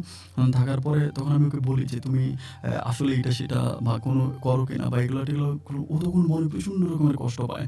ও আমাকে বলে যে, "আমি আমার বাবা-মা ওর বাবা-মা কিন্তু বারবার ওকে বলছে চলে যাওয়ার জন্য যে, 'তুই চলে আয়, তুই চলে আয়, আমরা তোকে রাখবো বা অন্য কোথাও বিয়ে দিতে পারবো, প্রবলেম নাই' বা এটা সেটা অনেকভাবে বলে, কিন্তু ও যায় না। বলে যে, "বাবা-মায়ের সাথে যুদ্ধ করে যাই না আমি, এত কষ্ট করে তোমার সাথে থাকি।" ও তখন হচ্ছে মানে কাজ করতো। কাজগুলো কিরকম করতো আমি আপনাকে বলি। ও মানে বিভিন্ন রকমের হচ্ছে কারখানা থাকতো, ওখানে প্যাকেটিং এর কাজ করতো। মানে বিভিন্ন রকমের চকলেটের কারখানা, এটার কারখানা, ওটার কারখানা, ওদের চকলেট বানায় রাখলে প্যাকেটিং এর কাজ করতো। লোকাল যে চকলেটগুলো ওইগুলো একেক দিন একেক কারখানায় কাজ করতো ওইরকম। তো যাই হোক, সময়টা এরকমভাবে মানে পাল্টায় গেল, আমি তখন আর সহ্য করতে পারি না। মানে আমি আমার জীবনটা কেন এরকম হলো? বাবা অলওয়েজ ফোন দিয়া বলে যে, "তোর বোনের জন্য ছেলে দেখতে আসে।" অলওয়েজ সবাই বলে, "এইসে রোগী, এইসে রোগীর বোনেরকে কেউ বিয়ে করবে না বা তোর বোনগুলোকে বিয়ে দিতে পারি না। তোর বউটাও" মানে সব দিক থেকে আমার কাছে মনে হয় যে আমার জীবনটা যেন একটু বিষণ্ণতায় ভরপুর হয়ে গেল। আমি এই জীবনটাকে আর নিতে পারতেছিলাম না। একদিন রাতের বেলা আমি সিদ্ধান্ত করলাম যে আমি এই জীবনে আর বেঁচে থাকব না। সেদিন রাতের বেলায় আমি সমস্ত সবকিছুগুলি সহ্য করতে না পেরে আমি সেদিন রাতের বেলায় বিষ খাই এবং বিষ পান করার পরে আমার মানে বিষটা পান করে আমি ঘর থেকে বের হয়ে আমার বাসার পিছনে একটা খোলা জায়গা আছে মাঠের মতো। আমি ওই মাঠের মধ্যে গিয়ে বিষ পান করি। বিষ পান করে আমি সেখানেই ঢলে পড়ে যাই এবং অজ্ঞান হয়ে যাই। কি হয় না হয় জানি না। আমি প্রায় আমার এমন অবস্থা হয়েছিল যে আমি আমি আমার ধরাটা মানে আমি যখন বিষ খাইছিলাম এটা নাকি অনেক পরে জানতে পারছে। মানে আমার রক্ত বের হয়ে যখন আমি অজ্ঞান হয়ে গেছি তখন নাকি ওখানে আমাকে ধরছে মানুষে। ধরে আমাকে নাকি ক্লিনিকে নিয়ে গেছে এবং আমি নাকি পাক্কা প্রায় ১৬ ঘন্টার মতো অজ্ঞান ছিলাম। ১৬ ঘন্টা। এই ১৬ ঘন্টা আমার শরীরে কোনো বোধ ছিল না। ১৬ ঘন্টা পরে আমার যখন জ্ঞান ফিরে তখন আমি দেখি যে আমার বউ আমার পাশে বসে আছে। তো আমার বউকে দেখার পর আমি তখন বললাম যে ওর দিকে তাকায় থেকে আমি কান্না করতেছি। আমি তখন বললাম যে আমার মানে খুব কষ্ট করে বলতেছে, "আব্বা আমাকে খবর দিয়েছো?" বলে, "না।" তো আমি বললাম, "আব্বা আমাকে খবর দাও নাই? তো আমাকে এখানে হসপিটালে কে আনছে?" ও বলে, "তুমি এরকম অজ্ঞান হয়ে গেছিলা? আমাদের বাসার অনেকেই ধরে করে হসপিটালে আনছে।" আমি বললাম, "তো হসপিটালে আমার কি হইছে?" পরে বলে, "এরকম ইয়ে করছে, প্রায় অনেক টাকা লাগছে। ৳২২,০০০ লাগছে।" আমাকে এটা বলে। আমি বলি, ৳২২,০০০? তুমি ৳২২,০০০ কোথায় পাইছো? আমাকে বলে না। আমি বললাম যে, "আমার মেয়ে কোথায়?" তো কোনো কথা বলে না। আমি বললাম যে, "মেয়ে কোথায়?" পরে খুব চিৎকার করে আমাকে বলতেছে যে, "মেয়েকে আমি বাড়িওয়ালা মহিলাকে দিয়ে দিছি।" আমি বলি, "বাড়িওয়ালা মহিলাকে দিয়ে দিছো মানে? আমি তো তোমার কথা বুঝি না।" ও আমাকে বলে, "তুমি হসপিটালে আছো। আমি অনেকের কাছে টাকা চেয়েছিলাম। আব্বার কাছেও টাকা চাইছি। বাবাও টাকা দেয় নাই। তোমার বাবা-মাও টাকা দেয় নাই। আমি কারো কাছে টাকা পাই নাই। সবশেষ টাকা না পেয়ে আমি টাকার জন্য পাগল হয়ে আমি ওই মহিলাকে বলছি আমার মেয়েটাকে নিয়ে যান। আবার ওই মহিলার তো বাচ্চা-কাচ্চা হয় না। ওনার আবার বয়স হয়ে গেছে, বাচ্চা-কাচ্চা হয় না। আমি বললাম, "প্রয়োজনে আপনি আমার মেয়েটাকে নিয়ে যান।" আমার মেয়েটাকে নিয়ে গিয়ে বলল, "আমাকে কয়টা টাকা দেন। আমার স্বামীর জীবনটা বাঁচাই।" আমি তখন আমার মেয়েটাকে ওই মহিলাকে দিছি। উনি আমাকে ৳২৫,০০০ দিছে। আমি স্টাম্পে সিগনেচার করে তারপরে আসছি। আমি বললাম, "কি বললা বউ তুমি?" পরে বলল, "আমি কি করব বলো? আমার তো তোমার জীবন বাঁচাতে হবে।" আমি বলি, "মাত্র ৳২৫,০০০ জন্য স্টাম্পে সিগনেচার করে দিলা?" ও বলে, "হ্যাঁ, ৳২৫,০০০ জন্য আমি স্টাম্পে সিগনেচার করেছি।" যাই হোক আমি আস্তে সুস্থ। আমি তখন ওই মহিলার কাছে যাই, যেয়ে বলি, আমার মেয়েটা তখন প্রচণ্ড রকম কান্না করে। আমি বলি, "আপনি তো এই মেয়েটা রাখতে পারবেন? দুধের একটা মেয়ে।" উনি বলে যে, "না, আমি মেয়ে দিব না।" আমি তখন আমার বাবাকে ফোন করে বাবা আসে। বাবাকে কিন্তু আমার বউ বলে নাই যে আমি বিষ খেয়েছি। আমার বউ কিন্তু এটা বলে নাই। আমার বাবাকে বলছে যে আমি অসুস্থ। বিষ খেয়েছি এটা কেন বলে নাই আল্লাহই জানে। পরে আমার বাবা বলে, "আমি তো জানি না তুই বিষ খেয়েছিস।" আমি বললাম যে, "তুই অসুস্থ।" বৌমা টাকা চাইছে, আমার কাছে টাকা ছিল না। আমি তখন বললাম যে, "বাবা এই ঘটনা।" বাবা তখন চিৎকার দিয়ে কেঁদে উঠে, "কি? আমার নাতিনরে বিক্রি করে দিয়েছে ৳২৫,০০০ য়?" বাবা তখন বাড়ি থেকে টাকা জোগাড় করে আনে। কিন্তু ওই মহিলা আর আমার বাচ্চা দেয় না। আমরা তখন অনেক ট্রাই করি। ওই ব্ল্যাংক স্ট্যাম্পে সিগনেচার করে আমি মহিলার কাছ থেকে নিই ৳২৫,০০০, কিন্তু মহিলা ওই ব্ল্যাংক স্ট্যাম্পে উল্লেখ করেছে আমি নাকি আমার বউ নেয় ৳২৫,০০০। ওই মহিলা ব্ল্যাংক স্ট্যাম্পে উল্লেখ করেছে ৳৩,০০,০০০। ৳৩,০০,০০০ নাকি আমার বউ আমার বাচ্চাকে বিক্রি করছে। যাই হোক এরপর এটা নিয়ে মামলা হওয়ার পরে প্রায় ২ বছর পর্যন্ত এই মামলা নিয়ে আমরা দৌড়াই। আমাদের অনেক টাকা ওইখানে খরচ। আমার বাবার ভিটা বাড়ি কোনো কিছুই থাকে না। আমার বোনগুলোকে নিয়ে মানে কিছু থাকে না। আমাদের ঘর ভিটার অর্ধেক পর্যন্ত বিক্রি করে মামলা করে ২ বছর পরে আমি আমার মেয়েকে পুনরায় আবার ফিরে পাই। আমার মেয়েকে নিয়ে আছি সবশেষ। এই জীবনটাকে কেন জানি বিষণ্ণতায় মনে হয়। কিন্তু সবচেয়ে দুঃখজনক ব্যাপার হচ্ছে আপন ভাই, ২ বছর পরেও যখন আমি মরলাম না, আমি যখন সুস্থ আছি তখন পুনরায় আরেকটা ক্লিনিকে গিয়ে আমি তখন আবারও আমার বডিটা টেস্ট করাই। কিন্তু সবচেয়ে দুঃখজনক বলব না, কি বলব আমি জানি না। আমি যখন বডিটা ওখানে গিয়ে টেস্ট করাই তখন আমার ভিতরে কোনো রকমের এইডস ধরা পড়ে না।